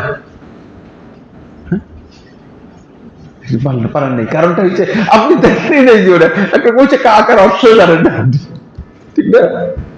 আর দুই নম্বর হচ্ছে এই ফল জীবনে কোনোদিন দেখেন নাই, যেহেতু আপনি জীবনে কোনোদিন দেখেন নাই, সুতরাং কোনোদিন আপনি আকল দিয়ে এর কোনো ডেফিনিশন অথবা কোন ধরনের এর বৈশিষ্ট্য বর্ণনা করা সম্ভব না। কিন্তু যদি আমি বলি যে নারিকেল, আপনি সাথে সাথে বলতে পারবেন, কারণ আপনি দেখেছেন। যেটা মানুষ দেখে সেটা মানুষ আকল দিয়ে কি করতে পারে, আয়ত্তে আনতে পারে। বুঝতে পারলাম কিনা? যেমন আপনাকে যদি বলি বাঘ, আপনি দেখেছেন যেহেতু আপনি কি করতে পারবেন, আপনার বাঘের আন্দাজ করতে পারবেন। কিন্তু যদি বাঘ না বলে আমি অন্য একটা বলি, যেমন বলি আনকা, যদি বলি যে আনকা, তখন আপনি কেমন পর্যন্ত বলবেন ভাই কি জিনিস, তার কারণ হচ্ছে আপনি কোনোদিন দেখেন নাই, আপনি এর কি করতে পারবেন না, এর কোনো পরিচয় দিতে পারবেন না। এই জন্য গায়বের সাথে খুব ভালো করে খেয়াল করবেন, গায়বের সাথে কোনোদিন আকল কি হয় না, আকল কোনোদিন কাজ করে না, আকল দিয়ে সেটা বের করতে পারবেন না। যেহেতু তাকদীরের বিষয়টি পরিপূর্ণ গায়বের সাথে জড়িত, তাকদীরের বিষয়টি পরিপূর্ণ গায়বের সাথে জড়িত। এখন লোকেরা এসে আমাদের কাছে প্রশ্ন করে যে বিয়ে কি আল্লাহ তাআলা লিখে রাখছেন কিনা, তাহলে বিয়ে ছাড়া আর বাকিগুলো, বিয়ের ব্যাপারে প্রশ্ন, বাকিগুলো কনফার্ম হয়েছেন কিনা, বাকিগুলোর ব্যাপার কি? আল্লাহ রাব্বুল আলামিনের তাকদীরের বিষয়টি গায়বের সাথে জড়িত। সুতরাং এটা ঈমান বিল গায়ব আমাদেরকে অবশ্যই এভাবে নিতে হবে। এখানে কারণ বের করার কোনো সুযোগ নেই, বুঝতে পেরেছেন? কারণ অনুসন্ধান করলে আপনি হেদায়েতগ্রস্ত হয়ে যাবেন একবার, তখন আল্লাহ সম্পর্কে কনফিউশন তৈরি হবে, তখন আপনার অন্তরের মধ্যে মৌলিক আকীদার ব্যাপারে, ইসলামের মৌলিক আকীদার ব্যাপারে ওয়াসওয়াসা তৈরি হবে। ইসলামের মৌলিক আকীদাকে আপনি গ্রহণ করতে পারবেন না। এই বিষয়টি খুব গুরুত্বপূর্ণ। এটা হলো প্রথম ভিত্তি। যদি গায়েবের উপর আপনি প্রথমেই ঈমান আনতে না পারেন, তাহলে সামনে অ্যাডভান্স করতে পারবেন না, সামনে যেতে পারবেন না। এই ভিত্তি হচ্ছে ইসলামের প্রথম ভিত্তি, ইসলামী আকীদার প্রথম ভিত্তি। ইসলামী আকীদার দ্বিতীয় ভিত্তি হচ্ছে তাওহীদ। তাওহীদ হচ্ছে শিরকের বিপরীত। আল্লাহ রাব্বুল আলামিনের তাওহীদ এটি এত ব্যাপক বিষয় যে এই কুল মাখলুকাতের উপর আল্লাহ তাআলার একটি হক, সেটা হচ্ছে তাওহীদ। তাওহীদটা এত ব্যাপক, সব জায়গার মধ্যেই তাওহীদের কি রয়েছে, স্থান রয়েছে। এই কারণেই মূলত প্রত্যেকটা কাজের মধ্যে আপনি তাওহীদ খুঁজে পাবেন। তাওহীদের বিপরীত হচ্ছে শিরক। আপনি দেখবেন হয়তো শিরকে আকবর রয়েছে অথবা শিরকে আসগর রয়েছে। যদি আপনি তাওহীদ লঙ্ঘন করেন, তাহলে আপনি শিরকের মধ্যে চলে যাবেন। এই ইসলামী আকীদার মৌলিক ভিত্তি হচ্ছে তাওহীদের উপর। আপনাকে এরপরে আল্লাহ তাআলার তাওহীদ মেনে নিতে হবে। আল্লাহ রাব্বুল আলামিনের তাওহীদ যদি মেনে নেন, তাহলে আপনি সকল প্রকার বিভ্রান্তি থেকে মুক্ত হয়ে যাবেন, সমস্ত বিভ্রান্তি থেকে কি হবে, মুক্ত হবেন। এই কারণেই তাওহীদের ফজিলত এত বেশি যে জিনিস খুব ছোট্ট, বিষয়টাও খুব ছোট্ট। মান ক্বালা লা ইলাহা ইল্লাল্লাহ মুখলিসান বিকলবিহি দাখালাল জান্নাহ। যে ব্যক্তি লা ইলাহা ইল্লাল্লাহ এর ঘোষণা দিল মুখলিসান বিকলবিহি, নিজের অন্তরে পরিপূর্ণরূপে খালেস ভাবে, একেবারেই সর্বান্তঃকরণে নিষ্ঠার সাথে আল্লাহ তাআলার সন্তুষ্টিকে সামনে রেখে তাওহীদের ঘোষণা দিল, রাসূলুল্লাহ সাল্লাল্লাহু আলাইহি ওয়াসাল্লাম বলেন দাখালাল জান্নাহ, সে জান্নাতি হবে। মানে আপনার একটা ঘোষণা আপনাকে জাহান্নামের আগুন থেকে পরিপূর্ণরূপে বাঁচিয়ে দিচ্ছে। আপনি বিষয়টা কত সহজ মনে করতেছেন না? মোটেও সহজ। এর মাধ্যমে আল্লাহর বান্দা আর যারা আল্লাহর বান্দিগি থেকে বেরিয়ে গেছে, তাদের মধ্যে পার্থক্য হয়ে যাচ্ছে। আজকের এই দিনে মুজরিমরা, তোমরা আলাদা হয়ে যাও, বিচ্ছিন্ন হয়ে যাও। সেদিন বিচ্ছিন্ন হয়ে যেতে বাধ্য হবে। একটাই কথা, তাওহীদ। তাওহীদ বলে আল্লাহ রাব্বুল আলামিন হাদিসে কুদসির মধ্যে বলতেছেন, এর গুরুত্ব কত বেশি। আল্লাহ রাব্বুল আলামিন হাদিসে কুদসির মধ্যে বলছেন, ইবনে আদম, হে আদম সন্তান, লাউ আতাইতানি বিকুরাবিল আরদি খাতায়া, তুমি যদি এই গোটা পৃথিবী ভরপুর, পৃথিবী তো কত বিশাল, এখনো পৃথিবীর পুরা পরিচয় আসলে বিজ্ঞান দিতে পারে নাই, অনেক জায়গায় যেতে পারে নাই। এগুলো আন্দাজ, কিছু জিনিস আন্দাজের মাধ্যমে কি হচ্ছে, চালিয়ে যাচ্ছে। এই বিশাল এই পৃথিবী ভরা, যদি গুনাহ নিয়ে তুমি আমার কাছে আসো, ওলা তুশরিকু বি শাইআ, আর আমার সাথে যদি তুমি শিরক না করো, তাহলে আতাইতুকা বিকুরাবিল আরদি মাগফিরাতান, এই গোটা পৃথিবী ভরপুর মাগফিরাত দিয়ে আমি তোমাকে ক্ষমা করে দেব। হাদিসে কুদসির মধ্যে বলতেছেন।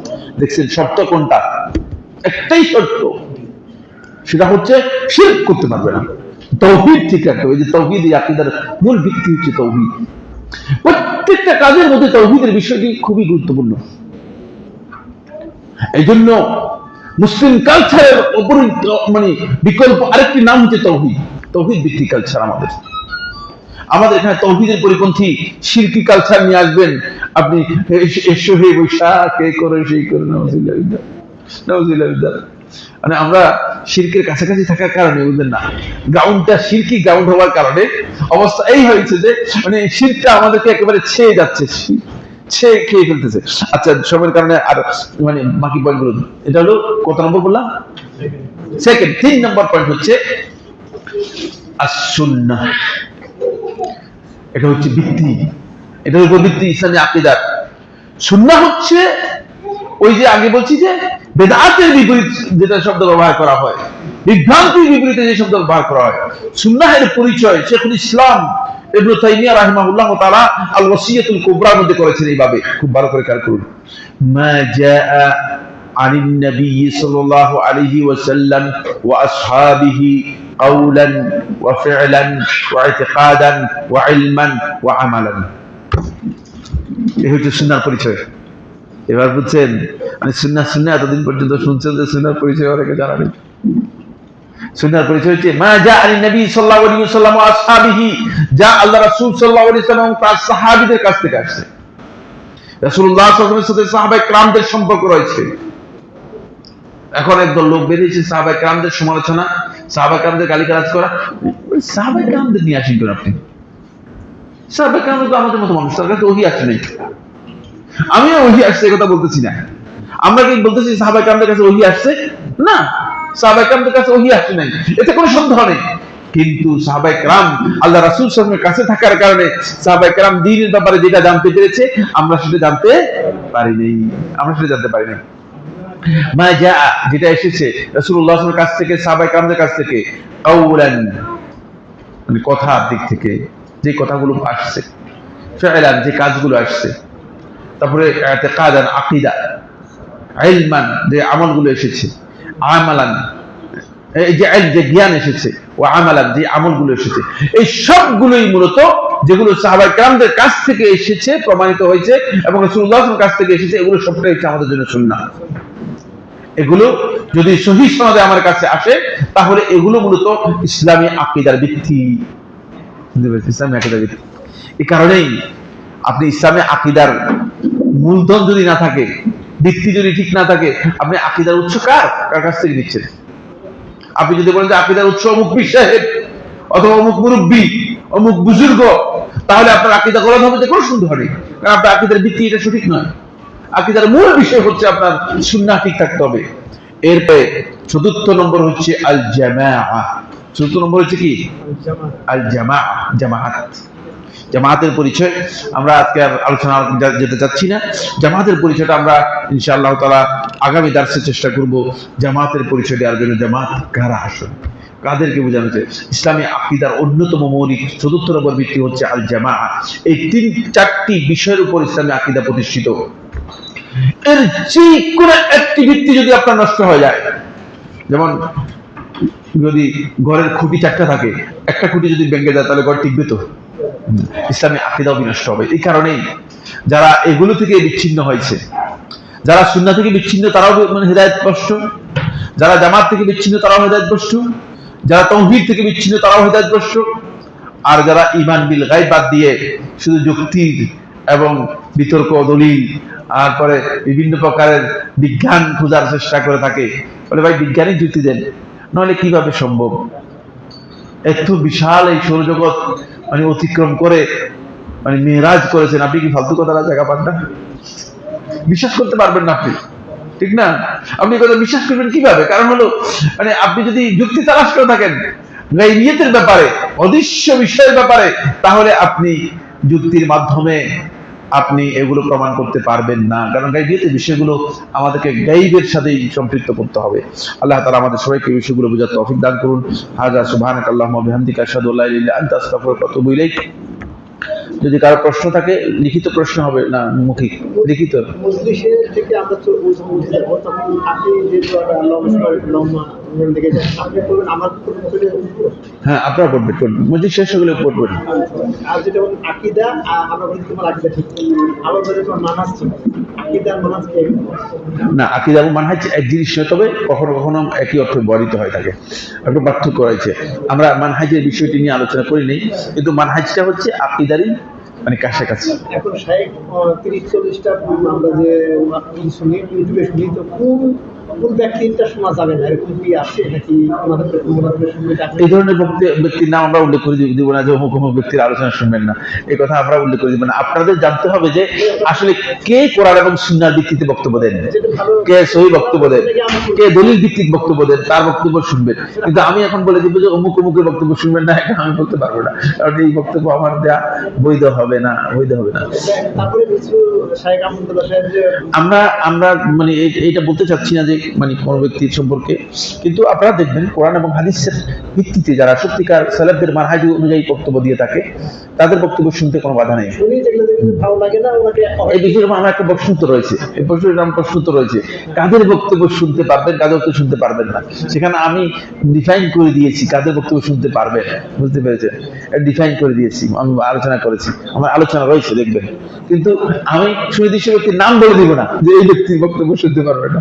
কিন্তু আমার কাছে সেখানে একটা মানহাজ আছে, একটা পদ্ধতি আছে, যে পদ্ধতি আমি বলেছি যে এই পদ্ধতিতে দেখবেন এর বক্তব্য শোনা যাবে না, এর বক্তব্য শোনা যাবে না।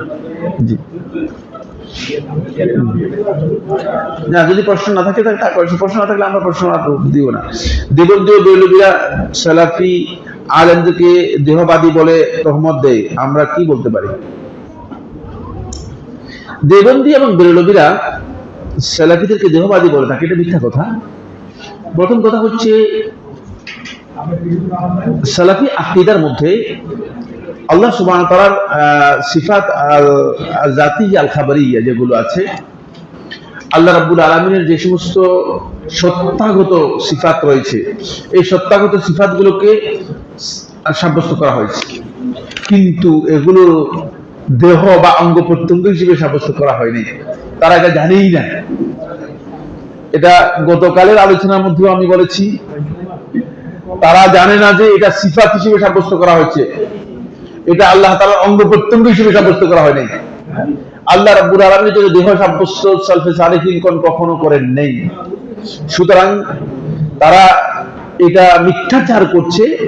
মানে সালাফি আকীদার মানে সঠিক জ্ঞান হয়তো তাদের কাছে নাই, এই কারণে হতে পারে যেহেতু তারা সিফাত, আল্লাহ তাআলা সিফাত সম্পর্কে জ্ঞান রাখে না, এই জন্য হয়তো বলতে পারে, অথবা এই বিষয়ে জ্ঞান রাখে কিন্তু সালাফি আকীদার প্রতি মানুষদেরকে বিদ্বেষ তৈরি করার জন্য, সালাফি আকীদার প্রতি মানুষের ঘৃণা তৈরি করার জন্য তারা কি করেছে, এই ধরনের মানে বক্তব্য তারা দিচ্ছে, এই ধরনের বক্তব্য দিচ্ছে।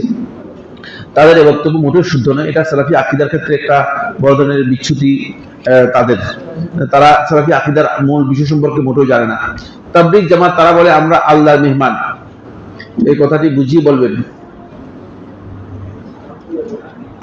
আল্লাহর মেহমান বলতে কোনো পরিভাষা মানে এখানে নেই। শুধু যারা হজে বের হয়েছে তাদের ব্যাপারে বলা হয়েছে আল হাজ্জু ওয়াল মু'তামির ওয়াফদুল্লাহ।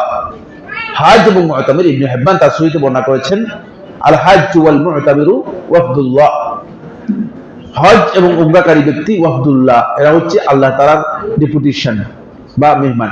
মেহমান শব্দটা এই জায়গায় শুধু প্রযোজ্য হতে পারে, কিন্তু তাবলীগ জামাত তারা আল্লাহর মেহমান হওয়ার কোনো সুযোগ নেই। এক নম্বর হচ্ছে তাদের এই জামাতের বৈধতা আছে কিনা, আর তাদের এই ফিরকাহ বা মানে এই যে মানে দলবদ্ধ হওয়াটা, এটা আদৌ ইসলামী শরীয়তে এই ধরনের ফিরকাবন্দির কোনো বৈধতা আছে কিনা। দ্বিতীয় নম্বর বিষয় হচ্ছে তাদের আকীদা ঠিক আছে কিনা। আল্লাহর মেহমান হতে হলে তো অন্তপক্ষে আকীদা তো নিজে ঠিক থাকতে হবে, বুঝতে পেরেছেন কিনা। যাদের আকীদাই ঠিক নেই তারা আল্লাহর মেহমান হওয়ার প্রশ্নই আসে না। তিন নম্বর বিষয় হচ্ছে আল্লাহর দিকে সম্পৃক্ত করে আল্লাহর মেহমান হওয়ার জন্য অবশ্যই দলিল থাকতে হবে, অবশ্যই দলিল থাকতে হবে। আর দলিল যদি না থাকে তাহলে এটা হচ্ছে ইহুদিদের মতো।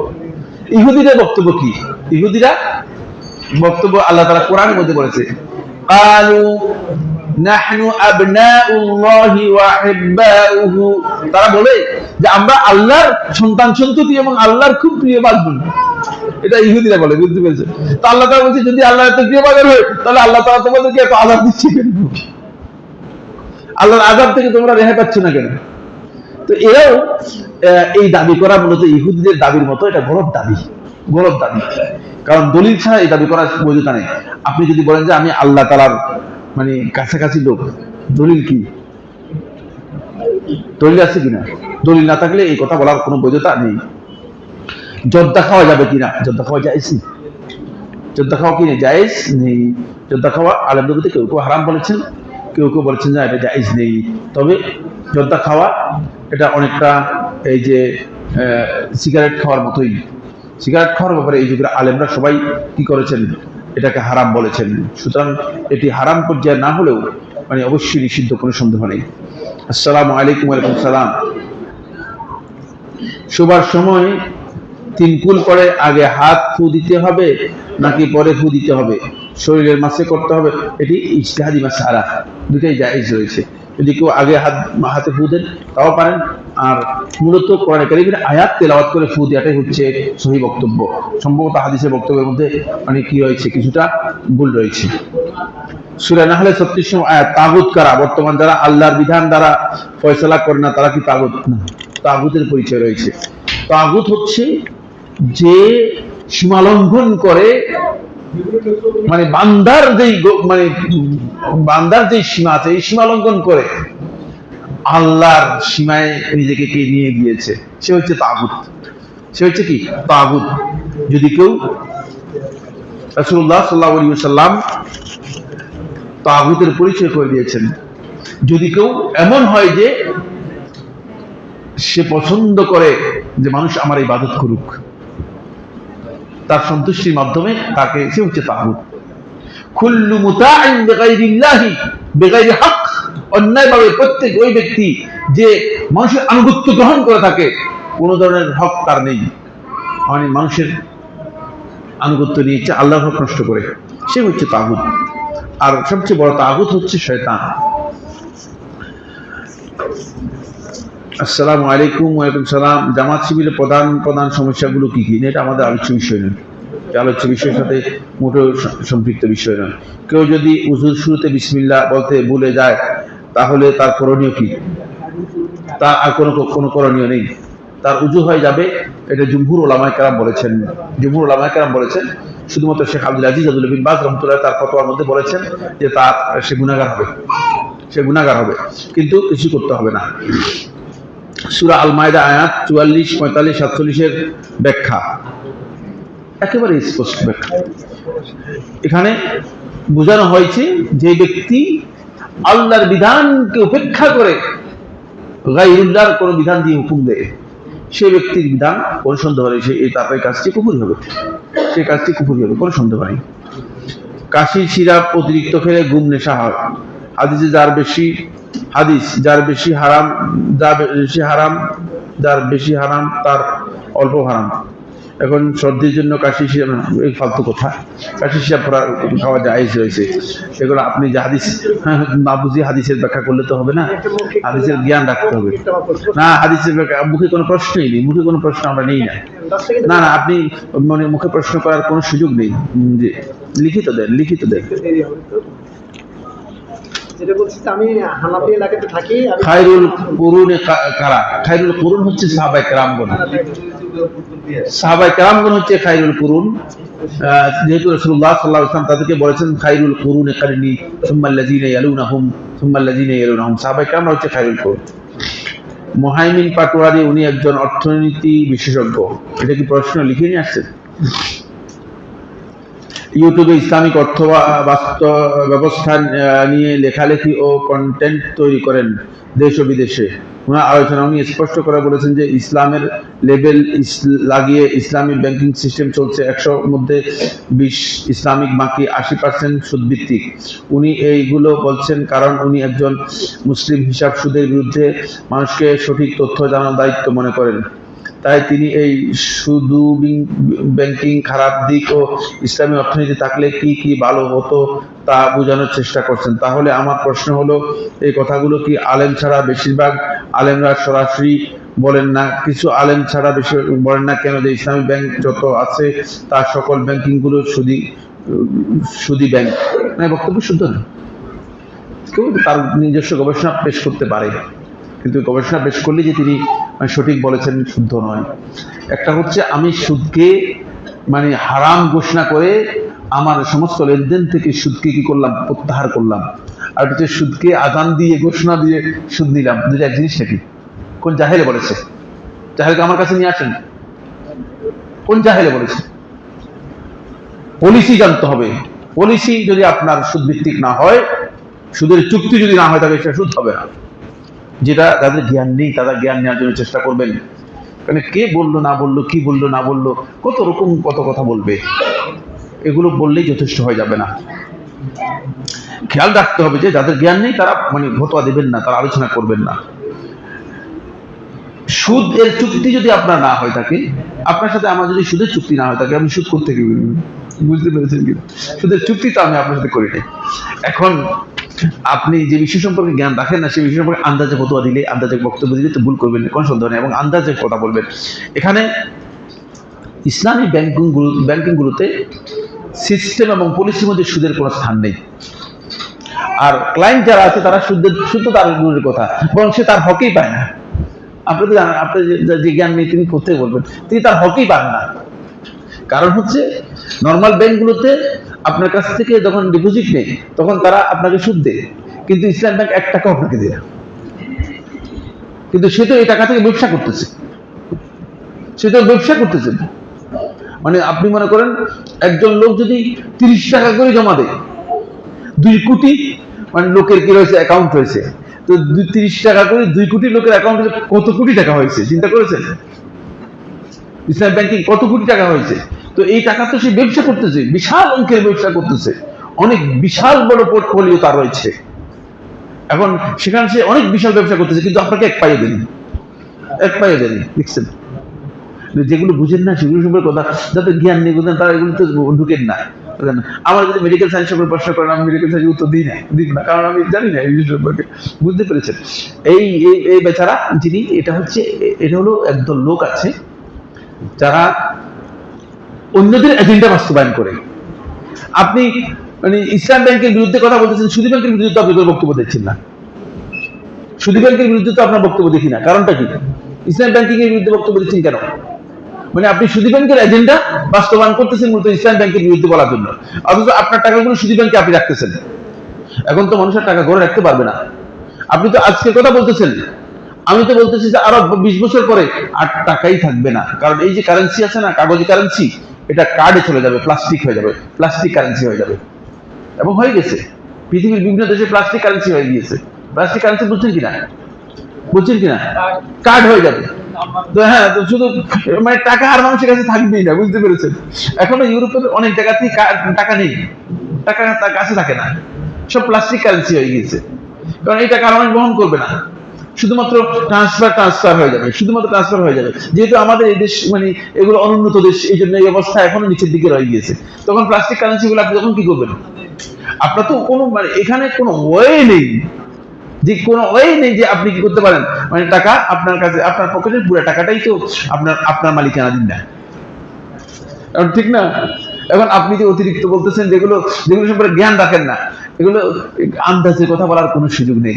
আপনার লেনদেন যদি শরিয়া অ্যালাউ করে থাকে সেটাই শুদ্ধ, সেখানে সুদ আসবে এ কথা শুদ্ধ নয়। আপনার এই প্রশ্ন একেবারেই ভিত্তিহীন, একেবারেই জ্ঞান ভিত্তিক নয়, মানে এটি মূর্খতার ভিত্তিক একটা প্রশ্ন। সুদের বিরুদ্ধে আল্লাহ তাআলা এগুলো সবই মানে আপনি কি মনে করেন না যে এই পশ্চিমা ব্যাংকিং সিস্টেমকে ইসলাম নাম দিয়ে আমাদের আরবদের ব্যাংকিং করিয়ে মানুষের, না, প্রশ্নই আসে না। পশ্চিমারা কোন ব্যাংকিং চালু করে নেই, ইসলাম ব্যাংকিং পশ্চিমাদের চালু করা নয়। ইসলাম ব্যাংকিং এর মধ্যে যে দিকটা রয়েছে সেটা হচ্ছে এই, যেহেতু এখানে সিস্টেমের মধ্যে রেগুলেটরি সিস্টেম রয়েছে, এমনি তো আর দেশ চলে না, এই দেশটা চলতেছে। আপনি তো বাংলাদেশের, এখন যদি আপনি বলেন যে আমি বাংলাদেশে থাকবো না, তো যান আপনি এতে গিয়ে বঙ্গোপসাগরে গিয়ে থাকেন, কারণ বাংলাদেশ সরকার তো সুদের সাথে জড়িত। সরকার যে ইন্টারন্যাশনাল যে সমস্ত মানে লোনগুলো নিচ্ছে, এগুলো সুদের ভিত্তিতে নিচ্ছে না, কিসের ভিত্তিতে নিচ্ছে? এটা আপনি জানেন কিনা? কিসের ভিত্তিতে নিচ্ছে? পুরো সুদ। তো সুদ তো আপনি এমনি সুদের সাথে জড়িত। আপনি দেশ থেকে বেরিয়ে যান, আপনি এতে গিয়ে প্রেস ক্লাবে গিয়ে এটার বিরুদ্ধে বলে আপনি দেশ থেকে বেরিয়ে যান, দেশ থেকে বেরিয়ে বঙ্গোপসাগরে যান। এখন প্রত্যেকটা মানুষ আপনার ঋণ কত টাকা ঋণ আপনার? হ্যাঁ, $22,000 ঋণ রয়েছে, $22,000 ঋণ রয়েছে। কি বলতেছেন? কিছু না জানলে আন্দাজের উপর চললে হবে নাকি? তো আপনি তো মানে এমনি মানে সুদের মধ্যে রয়েছেন, তো আপনি এগুলোর উত্তর কি দিবেন? এগুলো থেকে বের হতে পারতেছেন? আপনি বের হতে পারবেন না। এই সিস্টেমের থেকে বের হওয়ার কোনো সুযোগ আপনার নেই। যেখানে যেটা আপনার সাথে জড়িত নয়, সেটার জন্য আপনি আল্লাহর কাছে জবাবদিহি করতে হবেন। লা ইউকাল্লিফুল্লাহু নাফসান ইল্লা উসআহা। আল্লাহ তাআলা আল্লাহর বান্দাদেরকে মানুষের সাধ্যের অতিরিক্ত কোনো বিষয় কি দেন না, দায়িত্ব দেন না, নির্দেশ দেন না। এটা আপনার উপর কোনো বাদ দেবেন না আল্লাহ তাআলা, কারণ আপনার ক্ষমতার বাইরে যেটা আপনি করবেন কোথা থেকে? আপনি পুরো বাংলাদেশের এই সিস্টেমগুলো পুরোটাকে ভেঙে টাকা সবগুলো মানে বাংলাদেশ ব্যাংকে গিয়ে পুড়ে ফেলবেন নাকি? বলে টাকা পুড়ে ফেলেন সব, পারবেন এটা? হ্যাঁ, পকেটের মধ্যে 10 টাকা আছে, 10 টাকার মূল্য কত জানেন কিনা? এখানে কেউ কে বলতে পারবেন? কি বলতে পারেন দেখি, একজন জিজ্ঞেস করি। 10 টাকার মূল্য কত এখন কি বলতে পারবেন? হ্যাঁ, না মূল্য তো আছে, একটা ভ্যালু তো আছে, রিজার্ভের একটা ভ্যালু রয়েছে, রিজার্ভের একটা ভ্যালু রয়েছে। এখন বাংলাদেশে এই যে মানে 10 টাকার যে ভ্যালু, সেটা মানে 5.76 অথবা 73 রিজার্ভের ভ্যালু, বুঝতে পেরেছেন? রিজার্ভ কমে কমে এরকম হয়ে গিয়েছে। তো এগুলো কি কি বুঝবেন আপনি? এগুলো শুনেন, যেখানে নিজে যাওয়ার দরকার নেই, যে জায়গায় গেলে নিজের কোনো লাভ হবে না, ক্ষতি ছাড়া, সেখানে যাবেন না, কারণ এগুলো আমাদের কাজ না। আমাদের কি নয়, কাজ নয়। আমার কাজ হচ্ছে আমি আমার যেটা সংশ্লিষ্ট সেটাকে শুদ্ধ করার জন্য চেষ্টা করা। আসসালামু আলাইকুম। সালাম। ঘুম নিবারণের জন্য চা কফি নিয়মিত খাওয়া কি জায়েজ হবে? চা কফি যতই খেতে পারেন কোনো অসুবিধা নেই, তবে চা কফি ক্ষতি করে, লাভ বেশি হয় না। চেষ্টা করবেন কম খাওয়ার জন্য, কিন্তু চা কফি খাওয়া হারাম নয়, না জায়েজ নয়। ফজরের নামাজে হানাফি মসজিদে দেরিতে হয়, তাই বাসায় একা একা পড়া যাবে না, তাদের সাথে জামাতেই দেরিতে পড়তে হবে। অবশ্যই, কোনো উপায় নেই, কিচ্ছু করার নেই আপনার। আপনি হয়তো মসজিদ, আপনাকে অন্য কোনো মসজিদে গিয়ে পড়তে হবে, নাহলে এখানেই পড়তে হবে। কারণ হলো ফজরের সালাতের ওয়াক্ত হচ্ছে আমার কতক্ষণ পর্যন্ত? সূর্য উদিত হওয়ার আগ পর্যন্ত। সুতরাং সূর্য উদিত হওয়ার আগে তো পড়ে, ভাগ্যিস তারা সূর্য উদিত হওয়ার পর পর্যন্ত না নেয়। আমি একখান নামাজ পড়ছি, নামাজের পরে আমি পূর্ব দিকে তাকাই দেখি সূর্য মনে হয় দেখা যাচ্ছে। কোনো ঠিক কিচ্ছু করার নেই। এই সমস্ত জাহেলিয়াত থেকে বের হওয়াটা সহজ নয়। এখন কি আপনি নামাজ বাদ দিয়ে দিবেন? আপনি কি নামাজ বাদ দিয়ে দিবেন? প্রশ্নে আসলে নামাজ বাদ দেওয়ারও কোনো সুযোগ নেই, না আপনি বাউন্ড হয়ে গিয়েছেন।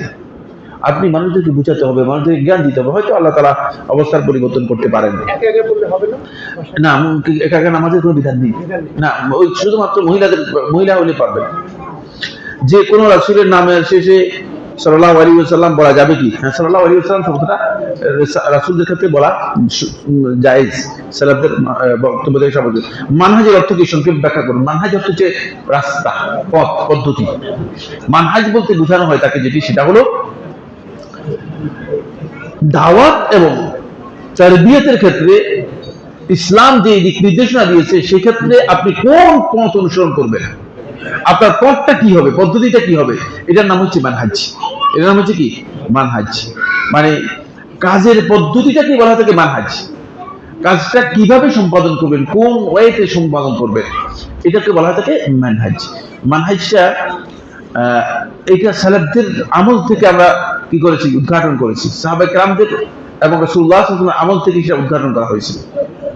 যেমন রাসূলুল্লাহ সাল্লাল্লাহু আলাইহি ওয়াসাল্লাম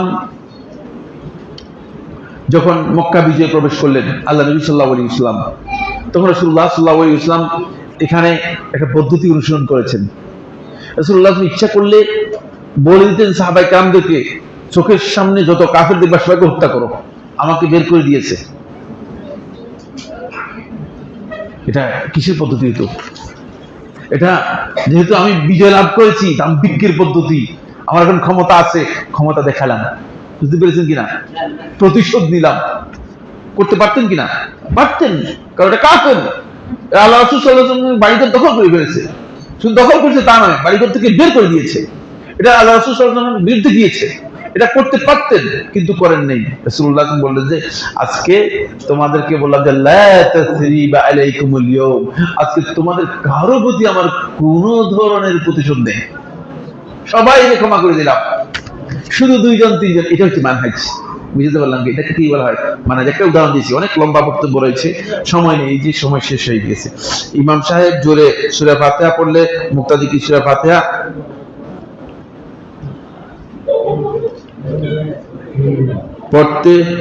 পড়বে কিনা এই ধরনের প্রশ্ন করেছেন। হ্যাঁ, ইমাম সাহেব যদি সূরা ফাতিহা জোরে পড়েন, তখনও মুক্তাদি সূরা ফাতিহা পড়বেন। সূরা ফাতিহা মুক্তাদিকে কেরাত আসতে হোক, কেরাত জোরে হোক, দুই অবস্থায় পড়া হচ্ছে রুকন। সূরা ফাতিহা পড়া হচ্ছে রুকন। যেহেতু রাসূলুল্লাহ সাল্লাল্লাহু আলাইহি ওয়াসাল্লাম বলেছেন লা সালাতা লিমান লাম ইয়াকরা বিফাতিহাতিল কিতাব, যে সূরা ফাতিহা পড়ল না তার সালাতই হবে না। তার সালাতই হবে না। আর আর কিসের মানে কয়টা পর্যন্ত চলবে? না না, ইরানের শিয়া ও হামাসের ধর্ম সম্পর্কে কিছু জানতে চাই। শিয়াদের ধর্ম তো কুফরি ধর্ম, আর হামাস এটা মানে একটা মিশ্রণ, বুঝতে পেরেছেন? হামাসের এখন বর্তমান যেই এটাকে বলে গাজা অঞ্চলের যেই কমান্ডার ইয়াহিয়া সিনওয়ার, না ইয়াহিয়া সিনওয়ার, আমাকে জ্ঞান দেওয়ার চেষ্টা করেন না, আমি গোটা বিশ্বের আন্তর্জাতিক রাজনীতি সম্পর্কে জ্ঞান রাখি, বুঝতে পেরেছেন? ইয়াহিয়া সিনওয়ার সে কট্টরপন্থী শিয়া, সে কট্টরপন্থী শিয়া। বাকি এখানে একটা গ্রুপ না, এটা স্বাধীনতা যুদ্ধ চলছে, বুঝতে পেরেছেন? এখানে 10 থেকে 11টা কি রয়েছে, ফাসিলা রয়েছে, 10 থেকে 11টা গ্রুপ রয়েছে। সারাই আল কুদস, কাতাইবুল কাসসাম, ফাসাইল আজজাম, তারপরে জিহাদুল ইসলামী, হারকাতুল জিহাদুল ইসলামী, তারপরে এরপরে হামাস, হারকাতুল মুকাওয়ামাতুল ফিলিস্তিন, এই ধরনের অনেকগুলো গ্রুপ এখানে কাজ করতেছে। সবাই একই পর্যায়ের নয়, কারণ এটা স্বাধীনতা যুদ্ধের মতো, বুঝতে পেরেছি? স্বাধীনতা যুদ্ধের সময় বিভিন্ন জায়গায় বিভিন্ন ধরনের গেরিলা যুদ্ধের মতো যেভাবে হয়েছে, যেহেতু অনেকগুলো গ্রুপ রয়েছে, সবাই একই মানের নয়। কিন্তু এই প্রসঙ্গে অনেক লম্বা বক্তব্য রয়েছে, যেটা এখানে আলোচ্য বিষয় নয়। কোনো ব্যক্তি চুরি করলে তার মাপের কোনো রাস্তা আছে কিনা? না, রাস্তা আছে, রাস্তা নেই। অপরাধ করলে ইসলাম সমাধান থাকবে না, তাহলে ইসলাম বলো, এটাকে ইসলাম বলা হবে কিনা? ইসলামই সমাধানের নাম, বুঝতে পেরেছেন? ইসলামের আরেক নাম কি? সমাধান। ইসলামের আরেক নাম হচ্ছে আদিল ইউসুর, সহজ করার নাম। আপনি যদি চুরি করে থাকেন, তাহলে আপনি আল্লাহ তাআলার কাছে ক্ষমা প্রার্থনা করবেন, যেটা চুরি করেছেন সেটা ওই ব্যক্তিকে হয়তো ফেরত দিবেন, আর যদি ফেরত দিতে না পারেন তাহলে সেটা আল্লাহর রাস্তায় তার নামে কি করে দিবেন? খরচ করে দিবেন, তার নামে খরচ করে দিবেন, এবং আল্লাহ তাআলার কাছে ক্ষমা প্রার্থনা করবেন। যদি চুরি ধরা না পড়েন তাহলে শাস্তির জন্য যাওয়া জায়েজ নেই। আর মানুষের কাছে গিয়ে বলা যায় যে ভাই আমি চুরি করেছি, এটাও জায়েজ নেই, বুঝতে পেরেছেন? মানুষের কাছে গিয়ে বলা যে ভাই আমি চুরি করেছি, এটা জায়েজ নেই। এবং যদি চোখ দেখেনও আপনি, মানে আপনার চুরি করছে, চোখ দেখেনও,